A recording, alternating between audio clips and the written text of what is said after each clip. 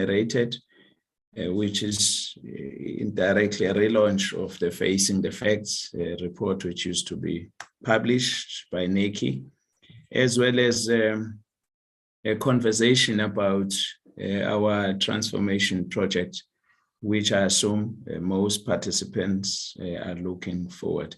It's been a long journey, Dr. P, with high and lows. We've had to climb some hills to get to where we are. We've experienced some setbacks and some sense of despondency settled in at some point, which saw some experts as well as members of council resigning from the committee. But I'm very pleased that you were able to move in,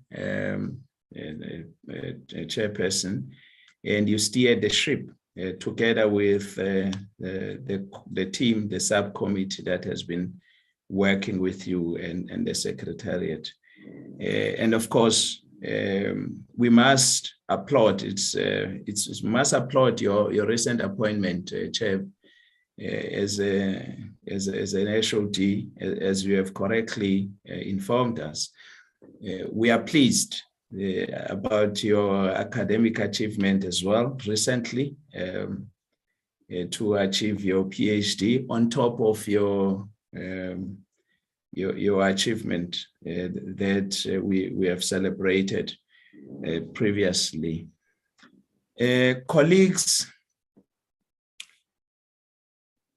NECI is committed to ensure that the national system of innovation is re-engineered towards meeting very key societal challenges. And the 2019 white paper re-emphasized the importance of NECI as one of the critical role players in the system.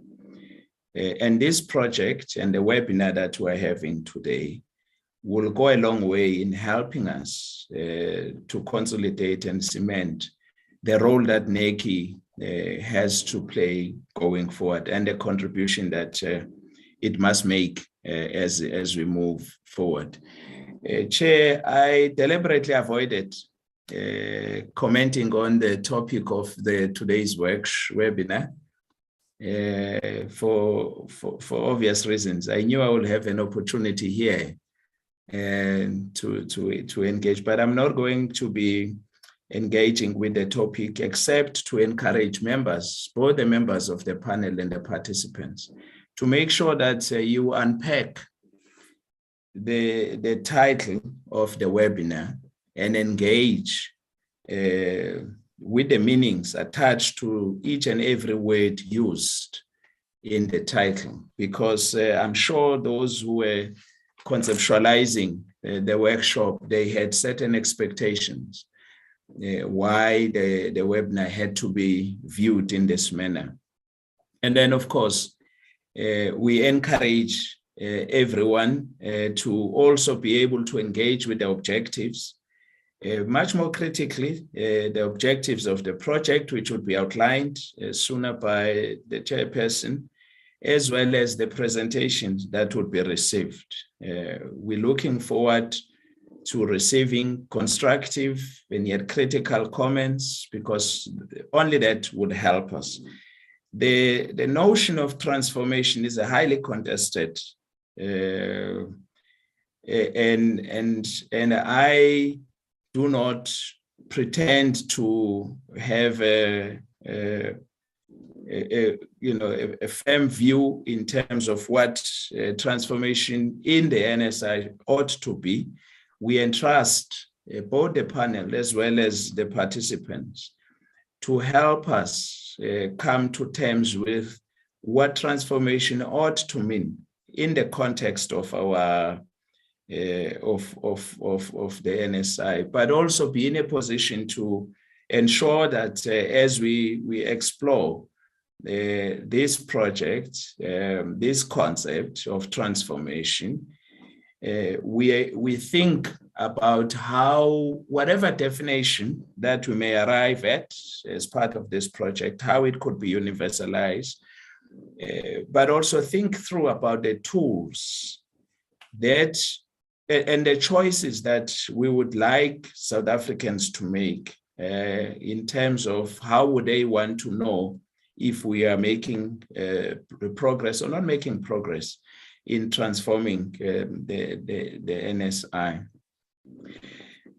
I would like to encourage colleagues as a starting point to use our constitution, South African's constitution, as a macro high-level framing of both the conversation that we'll be having today, as well as ensuring that the project is implemented in the manner that NACI would wish. Because we're a constitutional democracy, and the Constitution does, if one were to quote its preamble, it says that we seek to heal the divisions of the past, establish a society based on democratic values, social justice, and fundamental human rights. We seek to lay the foundations for a democratic, open society in which government is based on the will of the people and every citizen is equal and protected by the law. We seek to improve the quality of life of all citizens and free the potential of each person and build a united and democratic South Africa that is able to take its rightful place as a sovereign state in the family of nations. Now, in light of this, it is important that we should then ask what and how can the science, technology, and innovation policy mix has framed transformation and sought to operationalize transformation. If one were to revisit the 1993 IDRC report, as well as the 2016 NACI review of the 1996 white paper, we will note that the NSI remains characterized by its inability to meet the needs of the majority. So in other words, in as much as NSI has been able to lay the solid foundations in building institutions, introducing new institutions such as NACI and so forth, and has been able to put certain outputs that are contributing to economic growth, and recently in the fight against COVID. But the challenge of responding to the needs of the majority remains essentially what we all need to be thinking about. So for us, therefore, this project should partly help us to think about how NSI would in the future be able to discharge its responsibility and ensure that it's responsive to the needs of the majority. And it becomes the responsibility of this webinar and the subcommittee and the future work in this project to then think about various ways in which we would then be able to know if the NSI is on the right path in terms of meeting the needs of the majority, and make sure that what the 2019 white paper sets out to achieve is realized. So I also, in my closing remark, Chairperson, wish to also plead and encourage colleagues as they help us to think about what does it mean to transform NSI or a transformed NSI. Just to use two things, that we invest a lot in postgraduate students, in support to researchers. One of the critical questions that we'll have to confront as we think about the broader project of transformation is whether or not the NSI and its actors is able to produce students who are critical and creatives, the critical thinkers and the doers, rather than the accumulators of facts and as well as of knowledge. So that's, for me, one of the questions that we'll have to confront as we think about this project. The second one, it relates to the type of knowledge production that we're pursuing as a system. So the question about the type of research questions that must be encouraged and supported and funded as well. And the third thing is about the value system underlying the NSI, because it would be pointless. And in fact, I would want to refer to the Hestel report that has actually found that we tend not to pay attention to the value system that is underlying the system. And therefore, it is important to think about the type of values that must be promoted in the system, in our bid to think about the system and what needs to be transformed. And Chair, so these initial considerations that one is sharing must be viewed over and above what your team has started to help us with. And I'm looking forward, therefore, to receiving the outputs or the outcomes of this session, as well as the way forward. And I'm really pleased, colleagues, once more, to the panelists as well as the participants for having set your time to join us this morning. I wish you all the best. Thank you, Chairperson. Thank you, Dr. Tele, for that brief welcome, as well as the background. You've covered, you've given an overview of what our mandate is. Just to add more with regards to the Nike Transformation Committee, when you look back at the white paper in the NSI that was published in 2019, it demonstrated that despite the significant improvement that we have seen in the NSI, they noticed that the NSI was not yet fully inclusive. It was because of this that Nike was mandated to come up with, to develop the committee that will look specifically for the progress of transformation in the NSI. As a result, in 2020, the subcommittee was established with a mandate to come up with a promise, to come up with tools that will monitor and evaluate the progress of transformation in the NSI. The big questions being, is there transformation in the NSI, or rather is the NSI transformed? So to help achieve the goal, the committee is made up of various expertise from various institutions. I would like to name them so that you know the great team that is behind the work. The first one being Mr. Andrew Madela. He's one of the council members. We have also Prof. Mansai Diale, Prof. Heidi van Rooyen, Dr. Najma, Ms. Benita Williams, Prof. Noktula Mazibuko, and Dr. Bohlali Dema. Obviously, this work was not going to be possible without the help from the Secretariat. Our team has been doing an amazing work, and these include Nozipo Maome, Tandoga Siteti, as well as Mavis Masia.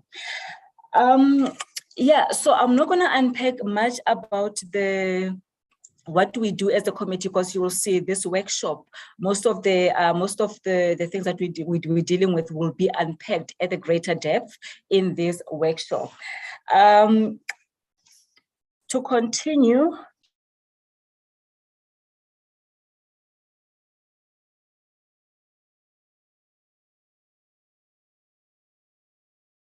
Sorry, Doctor, you are muted.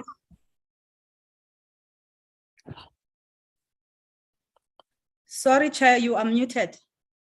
Oh my goodness. Thank you for that. Which part did you hear? Oh God. You were going back to I think the program of the day when you... Okay, no, thank you for that. Thank you for that. I'm not sure what happened, but yeah, let's just continue. As we unpack the topic for the day, which is creating the future, a transformed, inclusive, responsive, and coherent national system of innovation.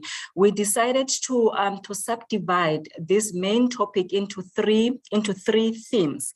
The first one being building the human capital base for the science system. Where are we? Yes, as much as we are planning for the future, it is important to know where we are at this point. And for that, we will have Dr. Bohlale Tema, who's the author and the consultant, who's going to facilitate the session. Over to you, Dr. Bohlale.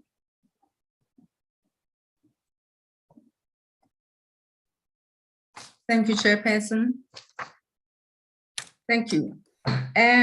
Ladies and gentlemen, I trust that they are gentlemen. Yes, at least one is here, Dr. Cele. I'm honored to chair this session. And Andrew. Pardon? And Andrew. And Andrew and Isaiah. Thank you. Imran, yeah. And Imran. I'm honored to chair this session, which is going to reveal for us the progress that women have made over the years, and also at the face. I have two fantastic women who are going to talk to us this morning, and they are, first of all, Ms. Thandokazi Teti, a policy analysis specialist at the Department of Science and Innovation. She is also responsible for supporting NACI in the development of a transformation program that would monitor and evaluate transformation in the National System of Innovation. Now, Ms. Teti is going to present the report to us, the Face the Facts report, where we are, and tell us where we are. And thereafter, Professor Zodwa Dlamini is going to do a response on the presentation. I'm not going to introduce Professor Dlamini now because you have to be sitting back to take in her introduction. And so I'm now going to hand over to Thando to do her thing. Thandokazi, please take over and tell us what has been revealed by the report. Thank you, Dr. Tema. I'm trying to share my presentation. Please tell me if you can see it.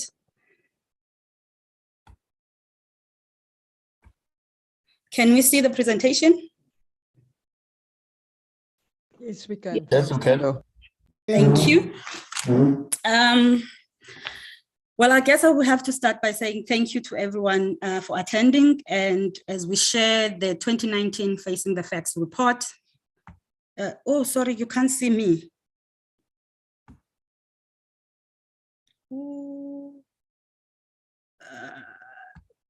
Can you see me now? Yes. So as we share our report, and which is based on previous work that we have done as NACI, we therefore would like to say it upfront that this report gives us statistics on the progress made by women in participating in science, technology, and innovation, and technology between 2009 and 2019. And it does not give the reasons behind the interpretation of the trends. My presentation outline, I would look at the background of the project, speak about our indicators and limitation, the findings, and our key findings or messages that we take out of the report. So if I give the background, this report was developed through our previous NACI committee, which was known as the Set for Women, which was a permanent committee of NACI. And it was created, that committee, to advise our minister on the development of human resource in SET. Part of its terms of reference was to monitor and evaluate progress in all research and development institutions in achieving national objective by determining gender-specific key performance indicators. The monitoring of progress there of the committee gave birth to the Facing the Facts report, which monitor the trends in women participation in SET. The first report you can see was produced in 2004, the second report in 2009, And this will be our third iteration produced in 2019 that is reflecting up until 2019. It is important to indicate that when we started engaging with our stakeholders pointed out to the void that was created when the monitoring of women participation by Facing the Facts was not done 5 years ago, as in 2015, because it was it was produced every 5 years. Therefore, our council ensured, listened and said that we need to produce this report and it must form part of the NACI strategic program. The program is underpinned by the development of indicators, and it will produce a framework of indicators for transformation. And it's also, as I indicated, reintroducing the NACI Facing the Fact report. And the reports that will come after this will be reports that will be broader and take into consideration transformation indicators that will come out of our committee. So if I look at the approach or the approach that we took, which was to look at the 2009 report, we looked at the 5 areas that the report was looking at, which was student enrollment and graduation, which mainly look at enrollment and graduation of students, human resource for SET, which was looking at the R&D personnel and the academic staff, the publication, research outputs, funding allocation, and scientific rating. So the limitation of our report is that in itself is looking at that 2009 indicators report, and so it's not broader than that. And also it's focusing in the post-education school in only the higher education sector, and the employment is not the broader NSI sectors. And the employment thus is mainly limited to that sector of higher education. Obviously, there's always challenges that we experience when it comes to available disaggregated data.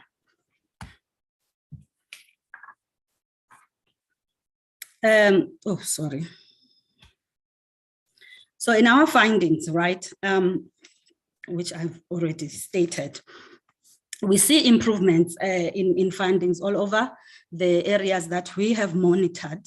So to look in terms of indicators, what am I doing now? Okay, there we go. To look in terms of enrollment and graduation, we see improvements in enrollment and graduation. We see that there is a 30% increase from enrollment, which was around 2009, we had 237,000, and it went up to, in 2019, 323. And in graduation, we had an increase from around 42,000 up to 65,000.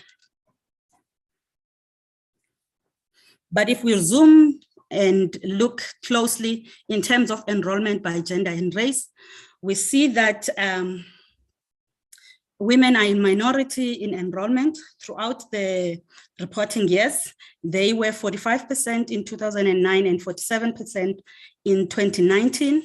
And in terms of graduation, we also see that women were in minority in 2019, but are in majority in 2009, sorry, they were in minority, but they now are in majority in 2019. This is actually not good, because the previous report of 2009 indicated that between 1995 and 2001 and 2005, women were in majority in terms of enrollment. So we see now they are in minority. Graduation also, women were in majority and rising, but we saw that there they had a decline. In terms of race, generally Africans are found in majority, and both at enrollment and graduation, they are followed by whites. In the report, you will see that all other races saw an increase with the exception of white. White men had a decrease of 22% in enrollment and 10% in graduation. White women had a decrease of 7% in enrollment, and there is almost no growth that is observed. It's very minor in terms of graduation. We also look at postgraduate level. We see there are also improvements in enrollments and graduation. And here also we find that women are found in majority in the lower part, postgraduates, and are not found in majority in upper postgrad. But we see improvements in terms of masters, where they move from 45% to 51% in enrollment, and they moved from 44% to 52% in graduation. Although improvements are seen in enrollment by fields, because we see improvement across, women enrolled in set degrees are found majority in the healthcare and health sciences, life sciences and physical sciences, social sciences and social studies. We also see that there is improvement in terms of women that are found in computer science and data processing, engineering and engineering technologies. But however, if you see in the report, you will see that in those areas, white women were in majority in computer science and data processing, but at postgraduate doctoral level. But now it is improved. We see that Black women are in majority. The picture is the same at graduation. When we look in terms of women, where women are graduating the most, you see them, they are at healthcare and health sciences, life science and physical sciences, social science and social studies. But for both, we see that in terms of 2019, there were, in terms of enrollment, there were, women are in majority in agriculture and renewable resources.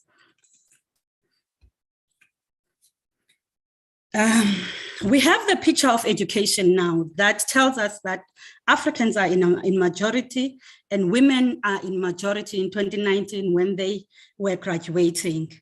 But when you look at the demographics of the researchers, and you will see now that the majority of our researchers are white and are male. But we see that improvements of women from 40% from 11,000 or roughly 12,000 to about 16,000. We also see that in terms of race, the academic staff, we see now the academic staff, because if you look at women and in terms of their representation as researchers, and we know that researchers in majority are found in the higher education sector, and those majority of those researchers are from the academic sector, then we see that the face of our academic sector is that the academics and their race is that they are Africans and they are women. But and we also see that they are found at senior lecturer level. But when you go down, you will see further. Also here, let me just state that we also notice that the age of our men and women, it increases with men as they go up in age and decreases with women as they go down. And this is the slide I wanted to make emphasis on. We see that, as we indicated, that the majority of women are, the majority of academics are women, but those academics are found in majority in lecturer level at the lecture rank, which has, in terms of those women, lower percentages of those with PhD. This is critical if we look into what the NDP has asked of us. When we look at the research publication from the DHET report, we see that there is that researchers are male again, and you will see in the next slide is that researchers are white, and we see a decrease in the researcher representation and an increase in women's representation. And DHET did tell us here that we may not think that the research output in women representation is due to the women producing more research. It can be attributed to the fact that there are more women that have that are coming into the academic sector. And as indicated, that we see the race of white men and it's going down, and we see the race of Black men going up. and the other races.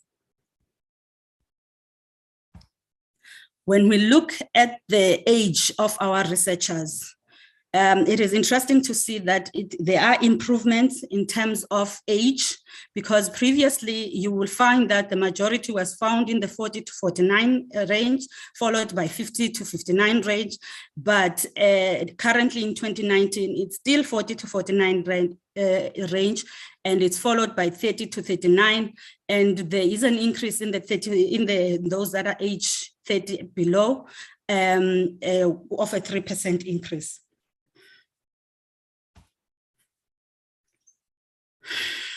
And now we go back to the funding of the system. We looked at the NRF funding allocation. The RRF has reported that they saw improvements in terms of its funding. We see the majority of their funding is found in the next generation in the South African researchers, and the gender representation of chairs is 40 to 54% ratio, but this is a huge improvement from the 2009 report where it was 19 to 81%. And furthermore, 30% of the chairholders were South African Black researchers, consisting of about 12%, which is African, 8%, which is colored, and 9% Asian. The rest is 70% is white. We also see that in terms of their funding, NRF has managed to reach the ministerial guideline of 88%, supporting students from South Africa, and the rest is 5% from SADC, 4% from rest of Africa, and we have the rest of the world at 3%.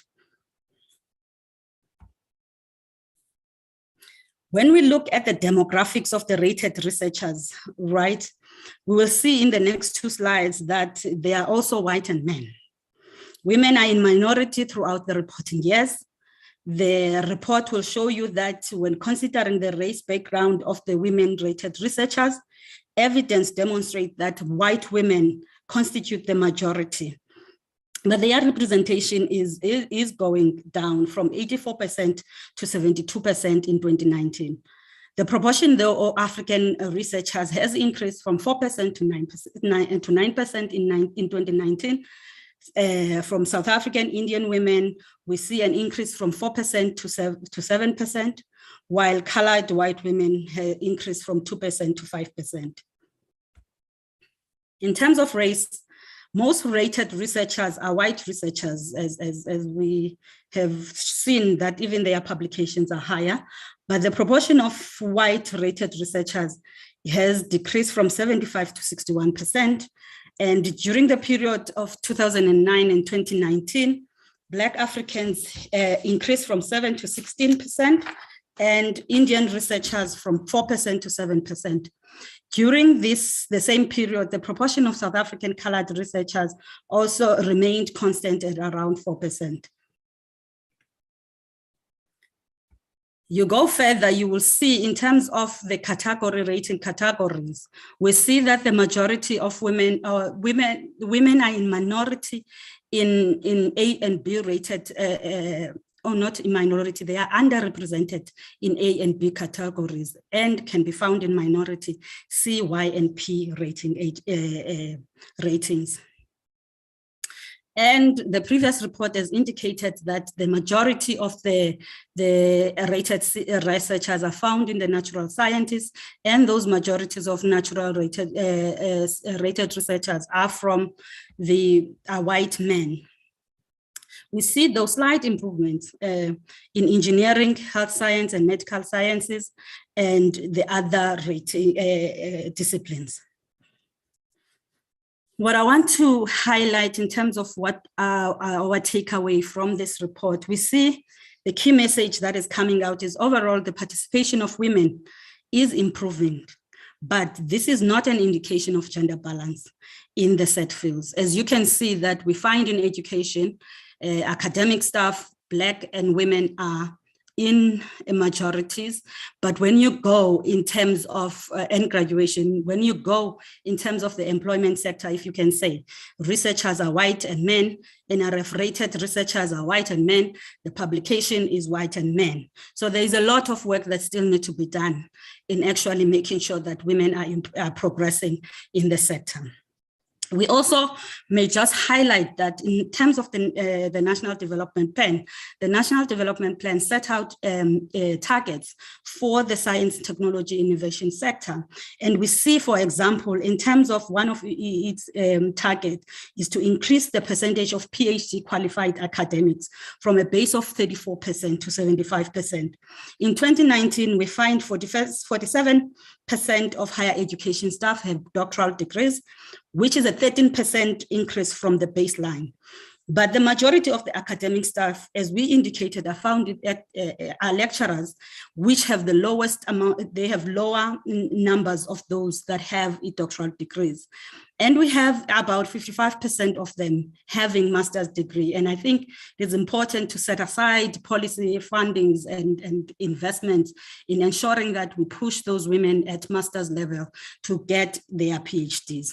Lastly, I mean, in terms of data, there's more work that needs to be done in collecting disaggregated data to assist the South African government in monitoring transformation progress on the intersection identities, for example, from the geographic location they come in, the race they are from, not only the race they are from, the class they are from, the youth and disability. These kind of data are not easily found in the data that is available currently. Thank you.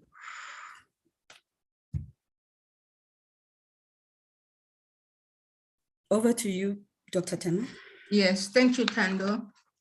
Thank you for the summary, at least for everything you have presented, and specifically for the recommendations you have made. Colleagues, I'm not going to take any questions at this stage. Please note your questions, because I'm trying to save up all the time for a Q&A after Professor Dlamini has spoken. Note your questions and then we go for it after Professor Dlamini has spoken. I am now extremely privileged to present to you Professor Zodwa Dlamini. She's going to respond to what she's heard and what she's read in the report. Professor Dlamini, I'd like you to sit back and really take in what one South African woman in SET can do.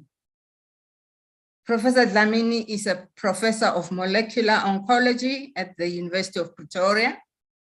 She is a founding director of and executive head of the Pan-African Cancer Research Institute. She is the director of the South African Medical Research Council Precision Oncology Research Unit. She is the DSI SACHI Chair in Precision Oncology and Cancer Prevention. She is a member of the American Association of Cancer Research Advisory Group on Sub-Saharan Africa. She is a member of the advisory group, the same advisory group, Pathology Resources in Africa Advisory Group. Professor Dlamini is a member of the African Organization for Research and Training in Cancer Research Committee Scientific Advisory Board. She's the chairperson of the Health Research Organization Scientific Advisory Board based in Glasgow, Scotland in the UK.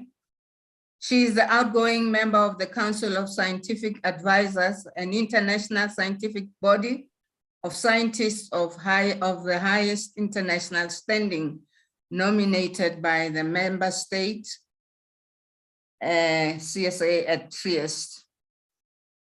She is an elected member of the Academy of Science of South Africa for significant achievement in the pursuit, advancement, or application of science. Professor Dlamini is an overseas fellow of the Royal Society of Medicine. She is the recipient of the South African Medical Research Council Silver Award as an outstanding South African scientist who has contributed to raising the profile of science in South Africa. She also serves on the DSI, South African Medical Research Council, National Genomics and Precision Medicine think tank. She is the associate editor for Frontiers in Oncology, Cancer Genetics. In oncology, that is cancer genetics. Professor Dlamini, do you find time to cook? I'd like now to hand over to you to do your presentation. Thank you, but I worry about what time you get for cooking and eating. Thank you very much. If you can just please share my presentation, which I prepared this morning to respond. While you are trying to share, I don't normally cook. I just order food most of the time. I don't find time. Is the presentation coming?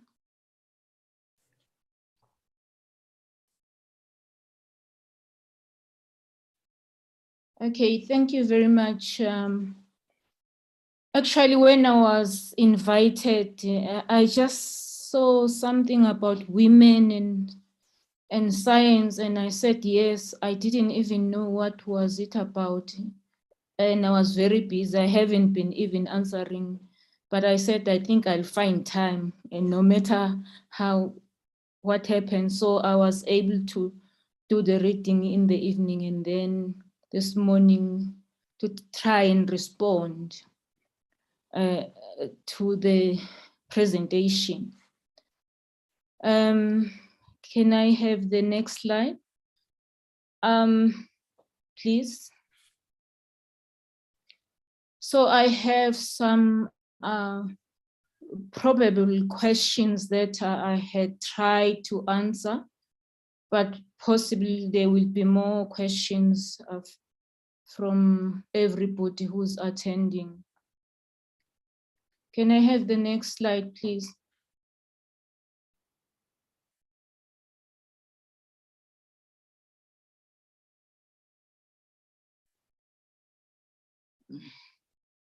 Can you see, Prof? It's not moving. It's on the one. It's on the one of the first recipients of Tutuka now. Okay, there is a problem because from my side, I have the first one. We have only seen the first one. Thando, we're not seeing the full view of the presentation. We're actually seeing it's not the full edited view. version. Yeah. Okay, let me stop sharing. And then I am going to say share again. I don't know why. It's because from me, it's a full view. Share. Now you can see, I see the, what is happening?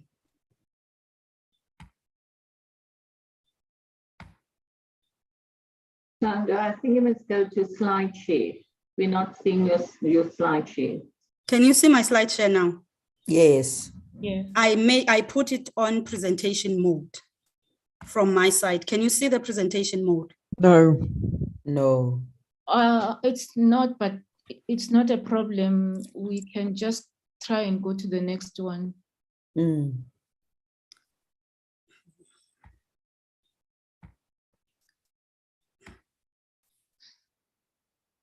I don't know now how to help.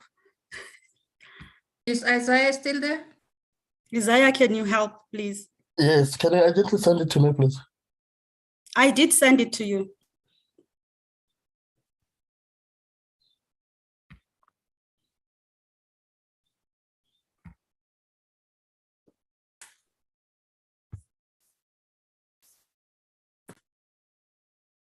I am attempting again. Okay. It's failing now. It's failing. Technology is failing at me. Okay, while we're waiting for the people to get the presentation up and running, let me just say that, explain why we called on Professor Dlamini. She's one of the first recipients of the Tutuka program. You know, that intervention at the NRF that the DSI introduced. Let me say the DST because that was what it was then. To help women in science. So she is a product of the success of an intervention by the DST. Okay, I think we can move now. Can see the slides in slideshow. Yes. Yes. Okay, you've done this part and this was the slide you were in. Can you see the one for the first recipient? Yes, Okay, thank you very much.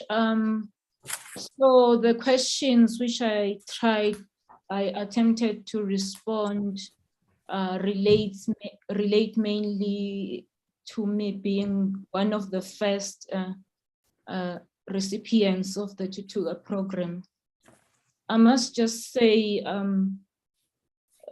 whether the progress that I see that also has been presented also resonate with my experience. Well, of course, the data might not all be there or appropriately placed, but I think what I'm seeing is correct and it resonates with me.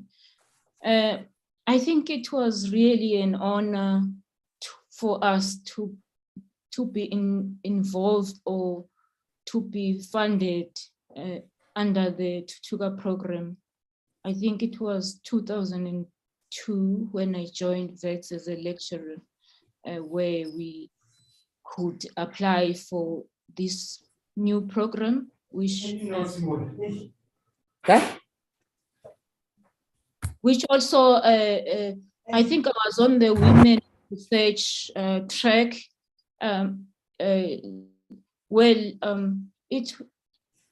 It was actually an honor because you could also use the money to further create your own research program and also build capacity and be able to fund students, actually even postgraduate students, be able to take them even overseas and expose them and make them interested to see that it doesn't matter, because I mean in academia we don't get paid a lot of money, but to be able to travel and meet with other international experts is like an honor.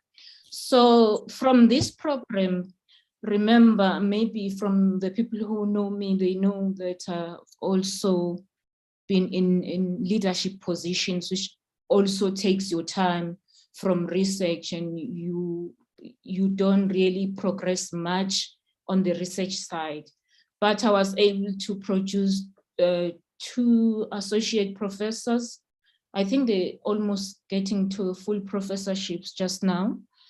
And they have also produced PhD students and they were also funded by the Tutuka program. So they were able to also build capacity in the NSI in the field of molecular oncology. And those are already, some of them are also lecturers in other universities. From my side as well, I was able to from lecturer to go through capacity development due to the fact that I had funding, so I could produce, I could develop capacity of postgraduate students, because when you need to be promoted, you should have such number of publications, such number of students, so much money that you've brought in as well. Well, you must show that you're able to bring in external funding. So, but unfortunately for me, or fortunately, I have a lot of women, they went up to masters, but as soon as they finished masters, I don't have a single one in academia, but they went into pharma because I think it pays well, but at least they still, you know, I would say in the NSI. So Tutuga, in my downline or people I have mentored, they pass it on and on. Even now, even currently, I have students that have started, PhD students who already have Tutuga, because I think that funding which comes from the government is really creating a platform for transformation in the NSI, because that's where also Blacks get funding and can be able to train more Blacks and women. So it really changed the demographics. As you see, the demographics improving in the NSI. They have improved due to the investments that came from Tutuga program, which is an NRF program and funded by the DSI. Next slide, please. So from where I am, okay, I've been in many universities, but even from where I am, I can see that there is more and more postgraduates and staff, Black and women who are awarded Tutuga funding. But what I've realized compared to us, the allocation of funding have shrunk a bit, you know, which is challenging. But I guess the more the people that are funded, then I mean the pot where it's coming from is not growing. I wish there was that growth because some of the programs in the NSI, they are very expensive to run. Some research is expensive, so it's a problem if the funding shrinks. So I think we saw that most of the Blacks and women are still at a lecturer level or some senior lecturer. But as you move up, there are quite few, you know, which now tells us that, and some stay for quite a long time in those lecturer or senior lecturer position. Now, as to how do we then assist them to be able to move forward, you know, and also after Tutuga, what then happens, you know, because some I realize after they have no other funding and it becomes difficult.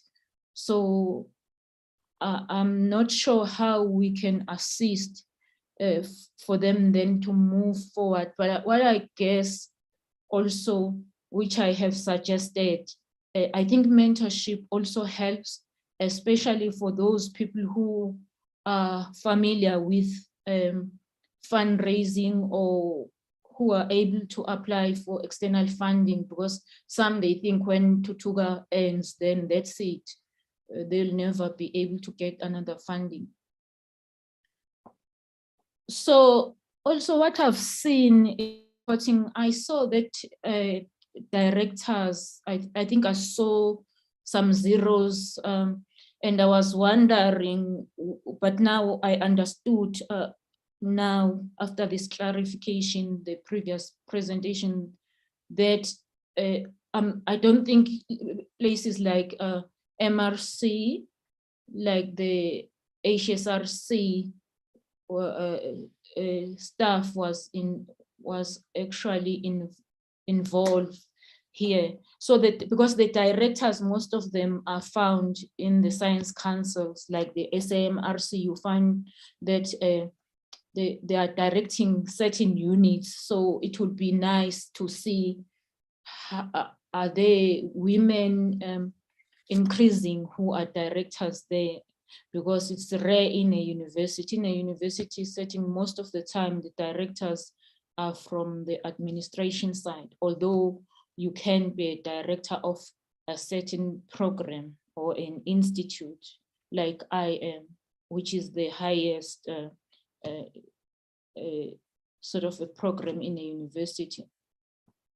So also in the vice rectors, there was like zeros. So I thought maybe the person might have, who was compiling, might have not known that also the DVCs and vice principal and vice rectors is the same thing. For instance, in those years, I was one of the DVCs, so there should be a number somewhere, but I'm not sure who else was there from the NSI. Next, please.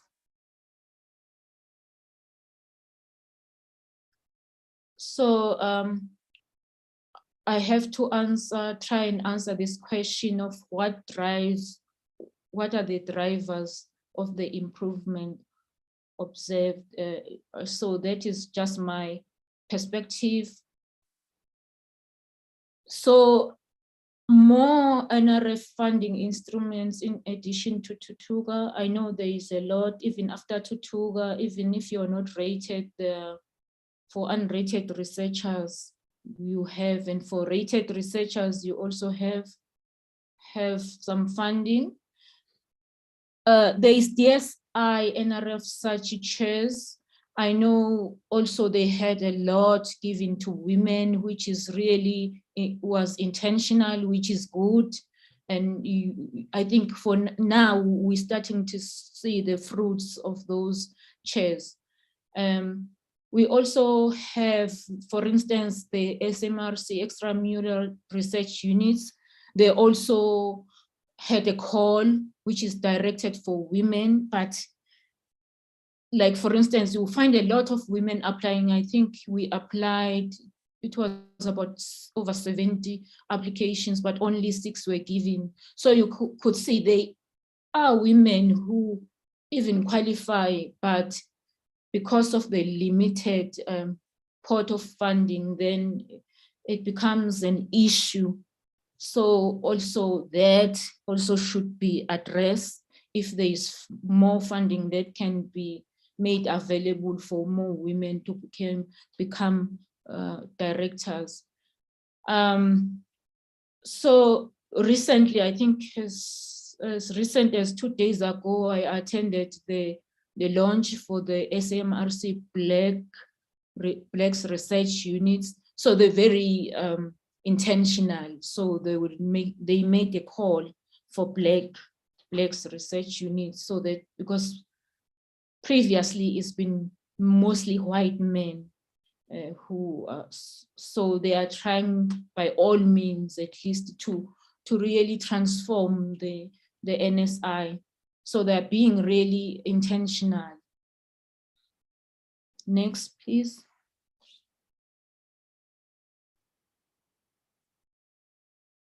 So what are the barriers by women in STEM? I just took a few, because you could write a book actually, depending on from which angle you are looking at this. But I think what could be more helpful is if there is a program of mentorship. You don't get mentored just because you are at a junior lecturer or lecturer. I still have mentors from all over the world. So at every stage, you have to have a mentor. You just won't make it if you're trying on your own. Also, I think it's quite important to expose academics or staff at the NSI or in leadership training, so that actually they are able to develop confidence, and they can actually be able to have goals and know where they are going. Was also, even at the NSI, you have to have some goals where you want to go to. But the institutional cultures, and it's worse in other institutions. So as women, we spend more time trying to prove to men that we are qualified enough to do certain things, or even if we exceed expectations. So, but also if we go through the leadership training, we don't then spend all the time complaining and whining. So it's always better if we had to be exposed to some leadership programs that can shape us and be able to be resilient to whatever comes our way. Well, in academia, practically men still control funding and advance other men. Whenever leftovers are there, then they look at women.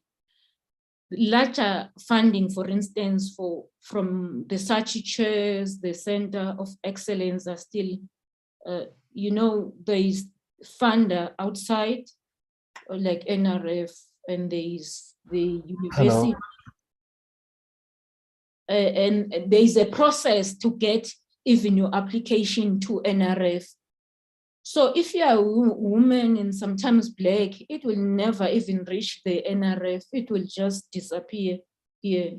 So there must be ways, for instance, to say, like intentional, we're looking for Blacks, this is the call for Blacks. I know when you get there, you'll be given maybe more score because you're Black, and then they will be other scores will be similar to everyone. But how do you even get there if everything is going to disappear inside? So there must be a way of funders being intentional and point out that we're funding women now. Call is for women for centers of excellence. At the moment, I haven't seen any Black leading any center of excellence. Not that there are no Blacks or women. If there are women, there are very few. Those are the statistics also, which have to be out so that we can be able to address that area, to see what do we do if we have so fewer women or fewer Blacks in this, because they give more money, so we are able to transform the NSI by being able to train more Blacks. But if you can't even be at that level of funding, so it becomes a problem. Next, please. So in dealing with barriers, I think also I'm repeating myself here, if you need to be goal oriented, because if you not, then you really, it becomes a problem. You give up even if you get to be challenged or you experience some problems. You must also seek at a very early stage, seek assistance from other women, if any, around you. Even if maybe you are lucky to see that you think those women are successful, and find out if they can be of assistance to you. Because if you're sitting just waiting, normally help doesn't just come to you. But I want to say this, that some men do really advance women. There was no woman who actually mentored me. It was only men, so I wouldn't be here without men. So I'm not discarding the men. They really did play a huge role, and they still do. So do approach them. If you can see from their actions that they do want to help you. Don't spend more time if you're getting no benefit. and try to find some sort of support group where you can air your frustrations. It doesn't help to always moan because time flies. Make sure that you develop solution-driven skills to help yourself and others. And go grab opportunities and look, ask people, now I need funding, because funding is the major thing that will make you successful in research. Learn how to write proposal and everything, and ask people who already have funding to assist you. So resilience. It's important in the NSI. If you're a woman or Black, just make sure you can, if you don't have resilience, it will never. Try develop resilience. I know some people, they give up easily. Never give up, never quit. Next slide, please.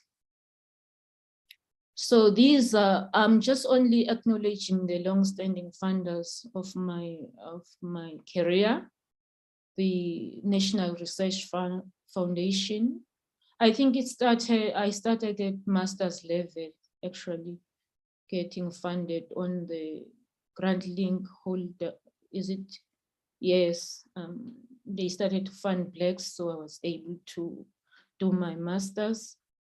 And I know the funding comes from the Department of Science and Technology, now Science and Innovation. The SMRC, as early as the lectureship, I got they had the developmental grant, and the funding comes from the Department of Health. So, well, the NRF, I must say, it shaped my career from, can I say, from masters up to now. I have always been funded by the NRF. And yes, we as women need to help each other, and in any way we can. I know there are women who really, when they're up there, they leave them. If they can't help you, go find help from the others. And there are even women who are below who will try and pull you down. Just don't, you must try and resist that. There are all challenges, but you must just try and deal with the challenges, and just look at where you want to go. Then you will always get there. Thank you very much. Thank you, Prof. Thank you very much. I think it is for a nice input that is experience-based. We are going to take, even though we are running out of time, we are running late in our program, we will just take 10 minutes, maybe 3 or 4 questions, but just to say that from the first presentation that Tando made, I agree with one of her conclusions, that our data gathering and presentation needs relooking at. And with regard to Professor Dlamini, I agree with her. We are entering a new phase in our struggle to enter this field of science and technology as women. While at the beginning, the fact of accumulating numbers of women was predominant, we are now in a phase where progress to higher levels, where we can compete with anybody at any level, is now the level that we are at now. And Professor made 2 important points. The fact that development programs must be intentional. We need to target, and one of the things I picked up from the first presentation was that we are not very clear with where women excel or do well. We need to be clear on those ideas. Where do women do well? Where don't they do well? Because that will enable us to do interventions that can be as successful as Tutuka. And then the professor mentioned the importance of mentorship. I think it is absolutely important. I agree with her. There is nothing worse than behaving like a victim of any circumstance. We have to help ourselves. And as soon as we have a strong mentorship program where women lift each other up, then we can move forward. I'll take questions now, please. Isaiah, can you help me with the questions? Any questions, please? Yes, Professor Mattai's hand is up. Okay.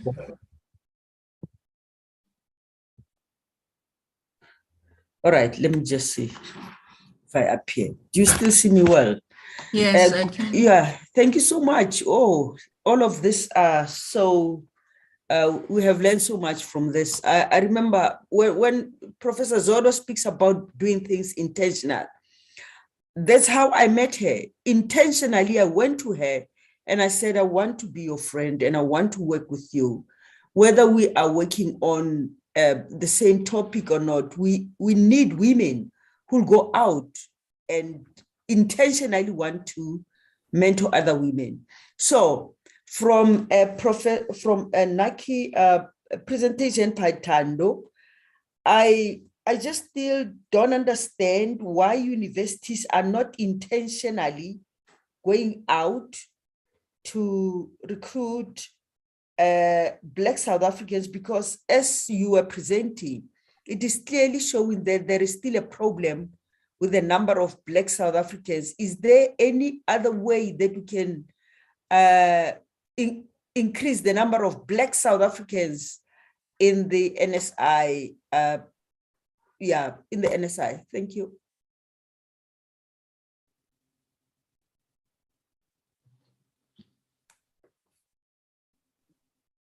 Prof, if I can come in quickly, there is a comment, a Q&A that is written by Nitha Mora. He thanks Tandokazi for a beautiful presentation. And then the question is, please advise how research institutes and academic institutions are addressing the gaps in their transformation policies. How often is progress monitored within these institutions? Thank you. Okay. There's one Q&A. Okay. Yes, that's good. Similar. Thank you. There's another hand from Professor Heidi. Go ahead, Prof. Thank you very much. I just wanted to react to Tandokazi's comment, which was quite nice to hear, that the increase in the publication outputs of women may be a result. Okay, start my video, sorry. There we go. The increase, let me start again. In the publication outputs of women may be a result of their increasing participation. And I just wanted to share with you some of the results of our most recent research, which will be published still in this month in South African Journal of Science, which does show that. I wonder if I quickly can share. Would it be possible? Am I allowed to? Yes, you can be able to share, Prof. Can you see? Yes, Anybody? we can. Okay, so what you can see here is the red line is the women's share of authorships in SA Knowledge Base, which is what you also used for publication output. So we use the same, so our figures look the same. What is the blue line is the percentage of women academics. What Tandokazi said could be a possible reason for the slight increase from 31% to about 36%. In their publications. So I think we are now almost at 38%. I can't see, it's behind my own face. So what you can see is there is in both lines a 5% increase from 2005 to 2020, but there's always this little gap of about, if we measure it, 12% to 14%, and that gap stays the same almost throughout the whole period. So women publish less than what they are capable of is one way of looking at this.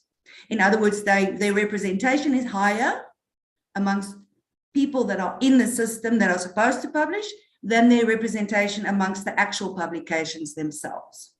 This, if you draw these two lines for 5 or 6 main disciplines, it's very different. Engineering has got, there's no gap in engineering. The blue and the red line lie at the same 20%.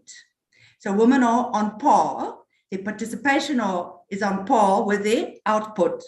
Health sciences, the two lines are very far away from each other, much further than this national picture that I'm showing here.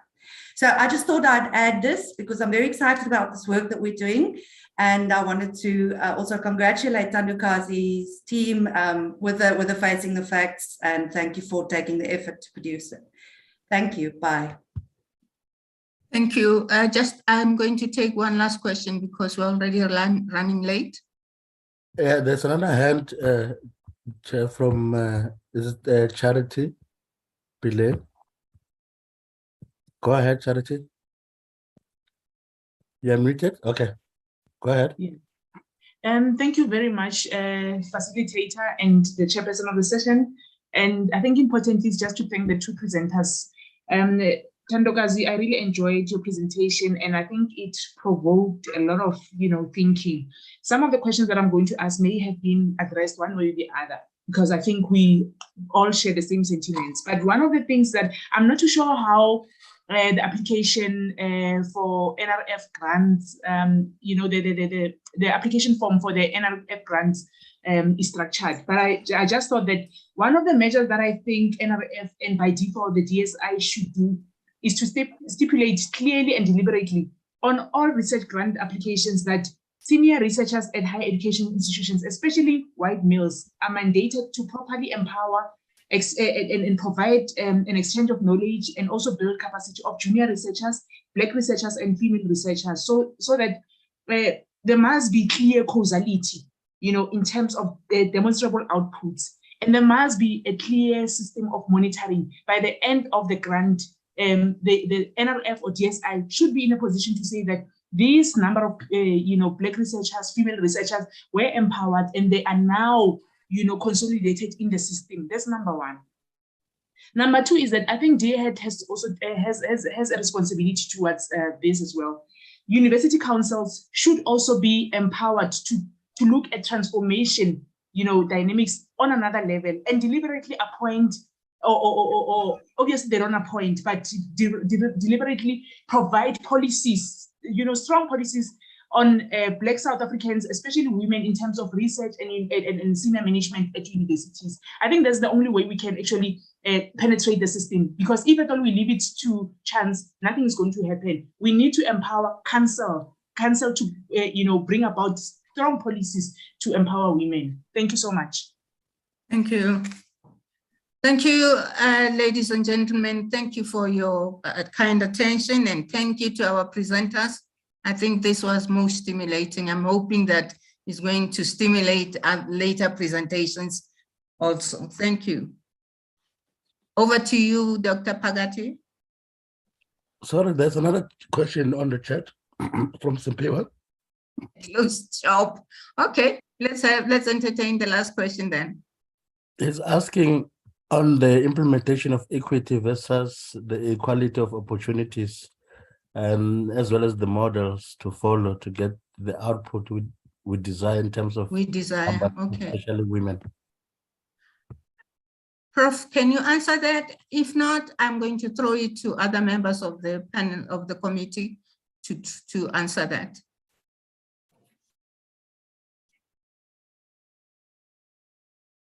Handle it, Prof. Professor Dlamini. Otherwise, your friends can help you. I think my friends can help me. You're tired. Okay. Of the committee, can you help? Shall we say with homework if they can answer? I could quickly try and provide a definition of equity and equality. Yeah, okay. So equity would control for performance. Equality would be, all right, we've got 50% females, 50% males in the system. Or let's say it differently, we've got a lower percentage of females, as we saw on most indicators, still lower than the 50-50 parity that we're looking for, and that parity equals equality. But some would argue that women are not producing at the same rate as men are, publications, for instance, or applying for funding. And therefore, we need to take into account equity issues. In other words, is it really then unfair that there are fewer women than men? Or is it just a fair reflection of women's underperformance in science?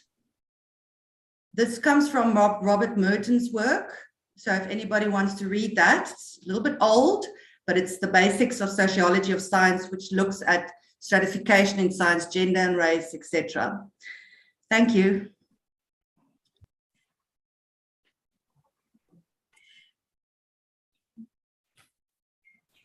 Okay, thank you. I think the previous speaker tried to actually speak to the real issue that we were trying to highlight, that even though we see in some instances that women are in majority in terms of equality of opportunities, they are there, but in terms of equity and their performance in the system, the women are not performing, are not seen, or their performance is not in par with what you see in terms of numbers. This is the issue that I think needs further investigation, because it is qualitative in its nature. It is not just, you can't find it through the numbers. Yes. That would be the answer that I would give there. And the first one, where they were asking about research institutions and academic institutions and how are they addressing the gaps in transformation policies? I can say that currently from the DST institutions in the NSI, the DST has requested all its institutions or research institutions to start developing policies of transformation. I must say, in terms of monitoring these, it's fragmented. You will see there and there what is happening in terms of boards of the research institution, in terms of what science councils are producing their outputs in research, like in the survey that is conducted by the DSI, sorry. So there is information there, but it's fragmented, and and clearly it will benefit our report if we start including this in the future facing the facts report. Thank you. Over to you, Dr. Phakathi. Thank you very much, Dr. Botlhale, and thank you very much, colleagues, for your valuable inputs. Thank you, Tando, for your great presentation. I enjoyed the discussion. Thank you very much, Prof. Dlamini, for the response that you gave. We are running behind of time. It is currently 28 minutes to 11. We'll go for a 10 minutes break. 10 minutes. Okay, let's make it 8 minutes break. So we will resume at 22:11. Okay, see you just now.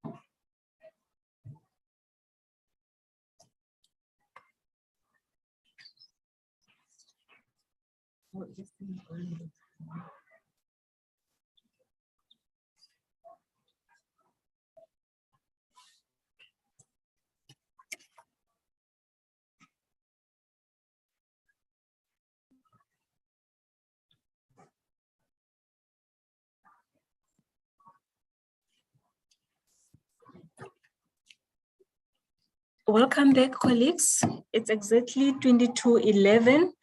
I would like us to go straight into the next session, just to note that we are currently 20 minutes behind time. I just need us to bear that in mind as we ask those questions. We do appreciate your questions. In a case whereby we cannot answer all questions in the allocated session, other questions can always be answered at the end. For next session,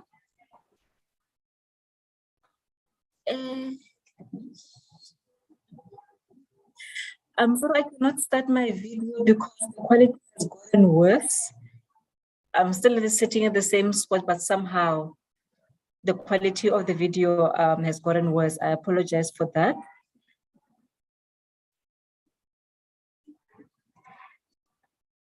Okay, the next session, it's going to be facilitated by Dr. Najma. The theme is building a capable NSI. Where do we want to go? Dr. Najma is from University of Witwatersrand. She is one of the members of the Nike Transformation Committee. Over to you, Najma. Thank you so much, Dr. Bakati. I think it was great to reflect, to look back at where we are currently. And in this session, it's going to be a bit more forward-looking, so where we would like to go, and obviously we would like your input on that. So without further ado, because we are a little bit behind, let's start with Prof. Diali's presentation, where she's going to look at transformation in the NSI and possible theories of change that we could look at. So we invite you to help us think through this, but we'll start with Prof. Diali, and then I'll introduce the three respondents or the three discussants. It's over to you, Prof. Diali.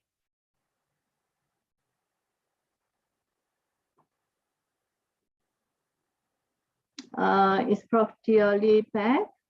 Prof?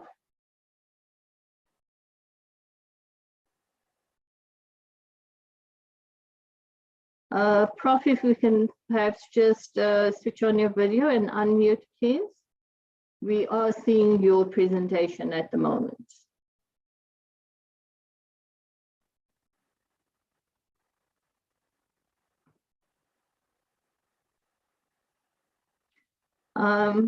Isaiah?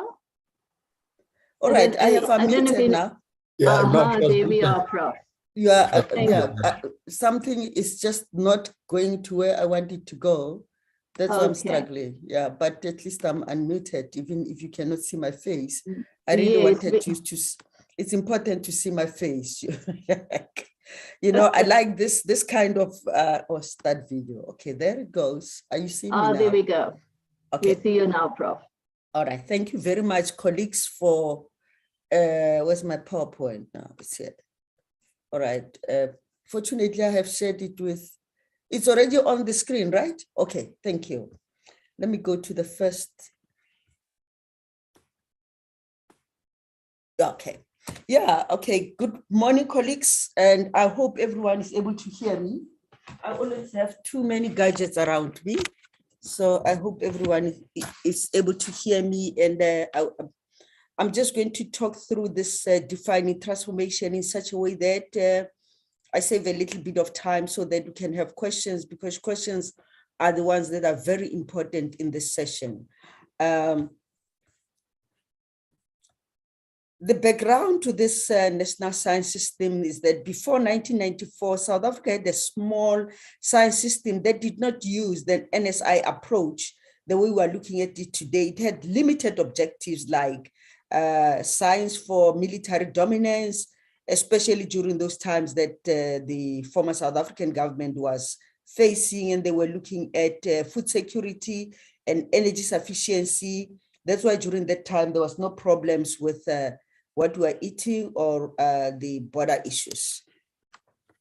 Okay, now 1996 white paper on science and technology, titled Preparing for the 21st Century, introduced the concept of National System of Innovation as a framework through which South Africa would drive science, technology, and innovation policy. This follows a path similar to the Western countries, like Finland, that has got a very beautiful NSI system, South Korea, as we're looking at Japan. If we look at how Japan rose from ashes after Hiroshima, we can tell that the other countries are doing it differently. And also the 100 years of China from 1921 to this 2021, the 100 years of China, you can tell that China systematically and intentionally did something about their national system of innovation, so that by today, you cannot point at anything, at many of the products in your house as if they don't come from China. So the science STI policy would be developed in 1996 from the white paper, directed towards a new set of system objectives, socio-economic targets, which broadly include explaining the science base, that is inclusivity and development of human capital, knowledge production and institutions. And also, in addition to that, the innovation, that's why we have the TIA today, Technology, TIA, Technology Innovation Agency. And also redirecting patterns of funding towards issues of competitiveness, quality of life, growth, and sustainability, where we're speaking of NRF intentionally doing some work like that one of Tutuka. So Nike in 1997, hello? Oh, sorry, can I disturb? Do you mind putting the presentation on a slideshow mode? Okay, sorry, I didn't realize that, yes. Is it fine? Yes, it's fine now. Eh? Thank you so much, Prof. Thank you so much. So the institutional framework is designed to pursue national objectives. These are defined in the National Advisory Council on Innovation, NACI Act of number 55 of 1997, which includes improving and sustaining the quality of life for all South Africans, developing human resources for sciences and technology, building the economy and strengthening the country's competitiveness in the international sphere. So NACI mandate is tasked with a duty to, amongst others, advise government on the extent of coordination, cooperation within the national system of innovation and presenting the outputs to government as we've seen them in the Facing the Facts 204, 209, and this one of 2019. So the white paper of 2019 on STI, titled STI Enabling Inclusive and Sustainable Society, Developing in a Changing World. So the policy intends, amongst others, to create a transformed, inclusive, responsive, and coherent national system of innovation. This is very important that we understand that we mean including all South African Black people, yes, men, women, disabled people, and the LGBTQ+, without forgetting the importance of focusing on women issues, which are generally being overshadowed by all other transformation agendas that we want to have. So the theory of changes from 2019, enabling South Africa's sustainable and inclusive development in the face of rapid technological changes and innovation. Whilst we are aware that all of us are in this fourth IR, people who don't understand what is going on in this fourth IR, where we are looking at economic growth, which is stagnant and non-inclusive. That is what is happening now. The NSI has not fully contributed its collective efforts towards national imperatives. And there is ineffective coordination enabling gender policy, cohesion, and achievement of an innovative culture, where we see a lot of these publications, oh my, what have I done? A lot of publications which have not transformed into products that can be used in the economy.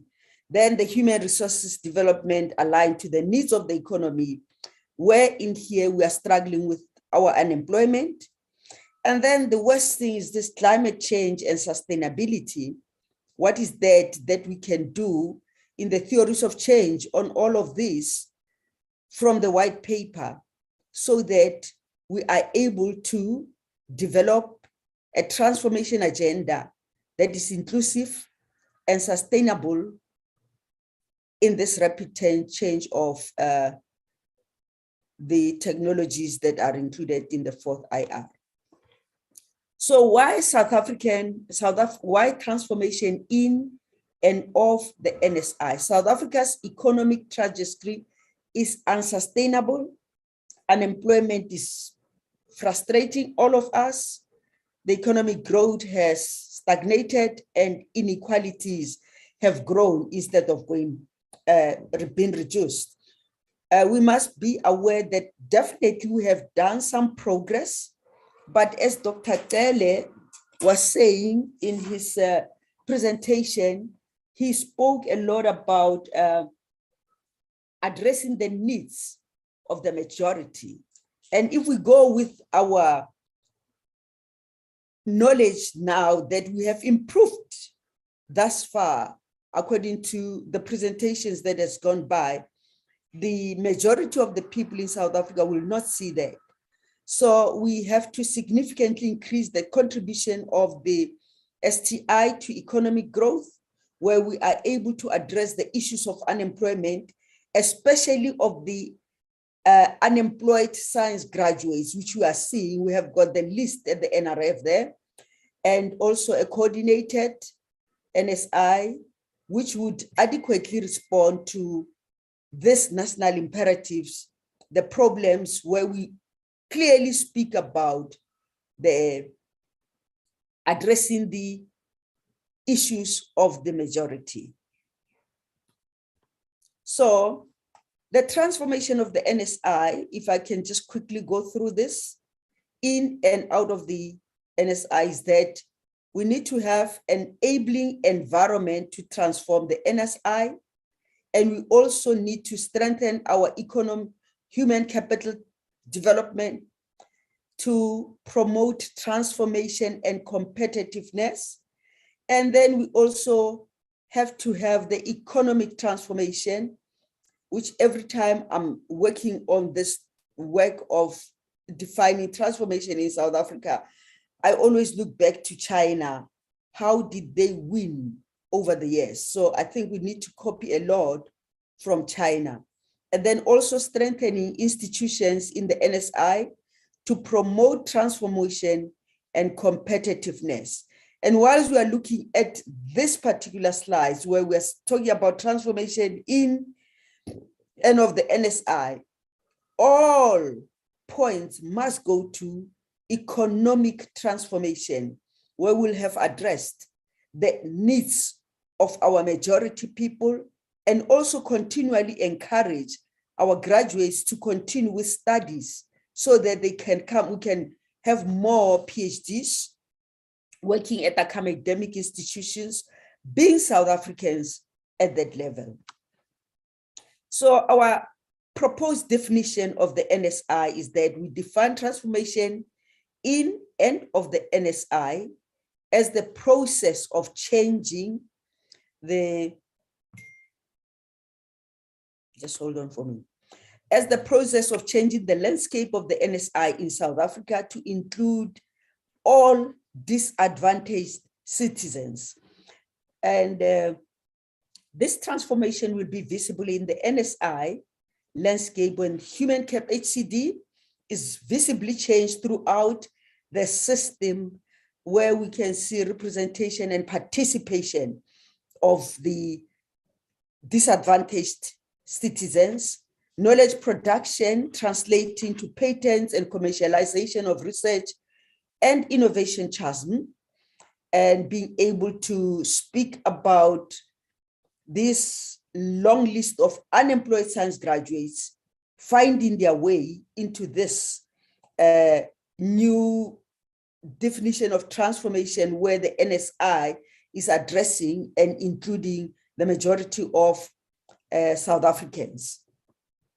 The institutional framework of the NSI adequately responding to industrialization in the fourth, including there, not forgetting this fourth industrial revolution, which flows from industry, entrepreneurship, and upcoming industries. We know that if all our departments work together with DSI and DTI and many other institutions in South Africa, but particularly DSI and DTI, then we'll be able to create a capable state called South Africa, which is able to send the products to other countries, exporting and making South Africa a great country.